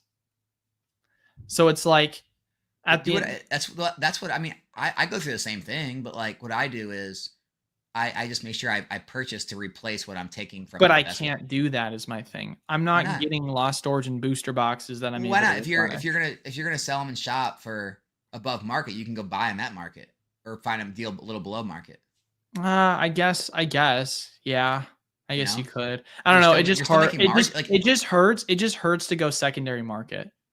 yeah, but I feel like it's the same thing. Like if your normal, like, let's say a normal market 6 months ago, you have like a little margin between MSRP and or whatever you listed at market price and distro.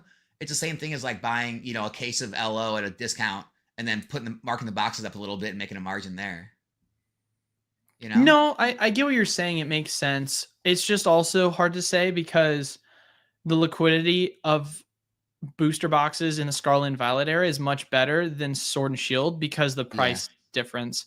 for sure. So, although in theory that makes sense, it's still something that I'm like, we only sell like a handful of LO booster boxes a month. It's not like it's happening so often to where it's like I should do this and replenish it and lower the price. Because even then, like even if I lower the price, let's say I lowered it to what we'd usually sell it for, even then it wouldn't really change the demand for the box itself because it's not a matter of price for most people because we're still cheaper than a lot of the stores in the area. It's a matter of like it's just a higher ticket item and so it's not as affordable for most generally like everyday consumers. Like most people are coming in and dropping like 150 on a booster and that's kind of what Yeah. works for them. Hey, end the stream. Taking Alfred's comment. What's the Eli needs to start a consignment I knew he service was going to say so that. we I can knew that send was him the stuff to sell and shop. man, I knew he was going to say that. Hey man, it's probably coming sooner than later. I'll tell you what, because if things don't happen with the way in which the supply is dwindling at the shop, it might need to happen. I mean, I was literally talking to my employee who runs the front, and he was like, "Hey, do you think we could order some more Elite Trainer boxes?" And I was like, "No." And he's like, "Why not?" I'm like, "Because there's none." Where am I gonna get them? And he's like, we need Elite Trainer boxes. And I'm like, I'll see what I can do, but it's gonna be a tough one. So there's definitely gonna come a time. Just don't watch Alex's short. Just don't watch Alex's short. Oh man. I Yeah. got torn apart for apparently having too much prismatic product. Really? Well, yeah, I went past the Oh yeah, acceptable we amount. talked about this before stream. Yeah, I I went past remember. the acceptable amount in the Pokemon community, apparently. Yeah. I don't know what that amount is, but apparently I was over it. So I mean, you know me, man. We got 2,600 almost ETBs in the program, and I could have sat there with my 7 pallets we received of all of our prismatic and taken a picture. But it's like I don't care, dude. I'm not here to make a spectacle. I'm here to ship out to my customers on time. You know what I mean? Like you should play it up, dude. I should play it up. It's so fun, man. Do I need to be more cocky? Is that what I'm hearing, Alex? You Do I should need to just be see more some of like these you? people. Like it's so fun to mess with. Do them I just need to sometimes. slap it on the desk? Like, is that what needs to happen? I don't know. Maybe I have too much fun with it. Maybe I should stop doing Hey, things. I will say when I made that one video making fun of your throne and I made mine with the battle academies, that was really fun doing. Like in my mind, I was making this video just to see your reaction. Like I was like, oh, he's gonna think this is so funny. Like I was having a lot of fun. You know what's even better? Like the comments, like I'll have friends of mine, they'll leave comments and like they're trolling, and then people under them are like agreeing, like, yeah, I know this guy's such a trash bag, and I'm just like, oh no, they're joking. Oh, that's so funny. Oh, and great. what's probably even worse is people are upvoting it because they know it's a joke, but then there's a lot of people that aren't in on the joke that are also commenting, and then they don't realize it's a joke is why it's being upvoted. I told everybody there, it's like anyone doing social media, there's like this strategy that all you have to do is it's one simple thing, right? And I said it on my stream too. All you gotta do is one thing, Eli. Anyone watching, it's real easy. Real easy. Take anything that's happening, whatever hobby, whatever space you're in, right? Whatever the news thing is that week, and just pick a side. That's it. It doesn't matter which side you're on. Just pick a side and put out a video on taking that side, and you're gonna have just like the war is happening in the comments, and it just pushes the videos up. Yeah. That's the cheat code. To answer your question, this is obviously not our last question. I won't be opening new spots in the program until I feel confident that the value within the program is at a point where people are maximizing as much potential as possible, and our dire need lies at building spend within the program. Because ultimately, in order for this program to grow, we need to build more spend.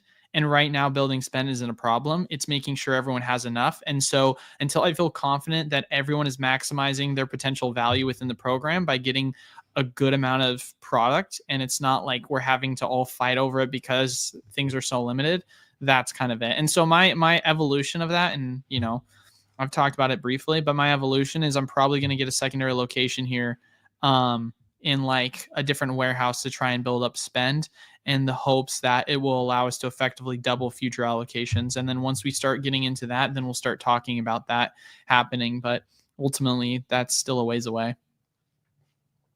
There was one question I saw that I wanted to take. Oh, there it is. All right, here's the last question. Last question. We've been going for over 2 hours. We already took it. We got to take it. No. Alex, if you were trying to get some prismatic and target, would you rather have to fight 20 kids or 10 scalpers with your sick MMA skills? How old are these kids? That's a great question. All right, I'll set the stage for you. These kids are 10 years old. 10 years old? Yeah, 10-year-old kids. Dude, 10 years old, man. That's scary stuff. That's the perfect age, right? That is scary stuff. They're not too old to where the tears won't flow. Dude, I'm gonna fight the neckbeard scalpers. Really? Yeah. They seem like they are less vicious than a bunch of 10-year-olds. Don't you think the 10-year-old tears though would just start to I've got some 10-year-old cousins rip it from their hands? I've got some 10-year-old cousins and they scare me to death. Wow. Dang, that's crazy. I'm gonna fight with the scalpers. I don't know, man. All I'm saying is every single time I would rip a prismatic item out of a 10-year-old's hand and they would just start crying, I feel like that would just fuel me internally. So it great feeling. It is a great feeling. I feel like it would energize me in a way where I would actually feel like they're outnumbered as they continue to flow the tears. That's at least how I look at it. I don't see these neckbeard scalpers in the same limelight. I'm not seeing them throwing down the tears in the same way. Kids will bite, neckbeards will breathe mid-sentence. Oh, yeah, that's a great way to end it, guys. Thank you guys so much for showing up and hearing our takes on the hobby. Yeah, today. I know we had fun with today's video. Hopefully, you guys enjoyed it. Obviously, we do a little bit of trolling. Let's all recognize that if you haven't already. But make sure to leave a like, comment down below, subscribe. Really helps the channel. And of course, Alex, link down in the description below to check out his channel too. And yeah, lastly, if we ever got any spots available, make sure to check them out. Links down in the description below for that, for the wholesale program. But Alex, anything you want to say before we head on out here? Be vigilant out there, guys. If you're going to Costco, Walmart, Target, be on guard because it's a battle. It's a war. Start taking MMA lessons, everyone. All right, guys, you have a good rest of your day. See you next Tuesday. Peace.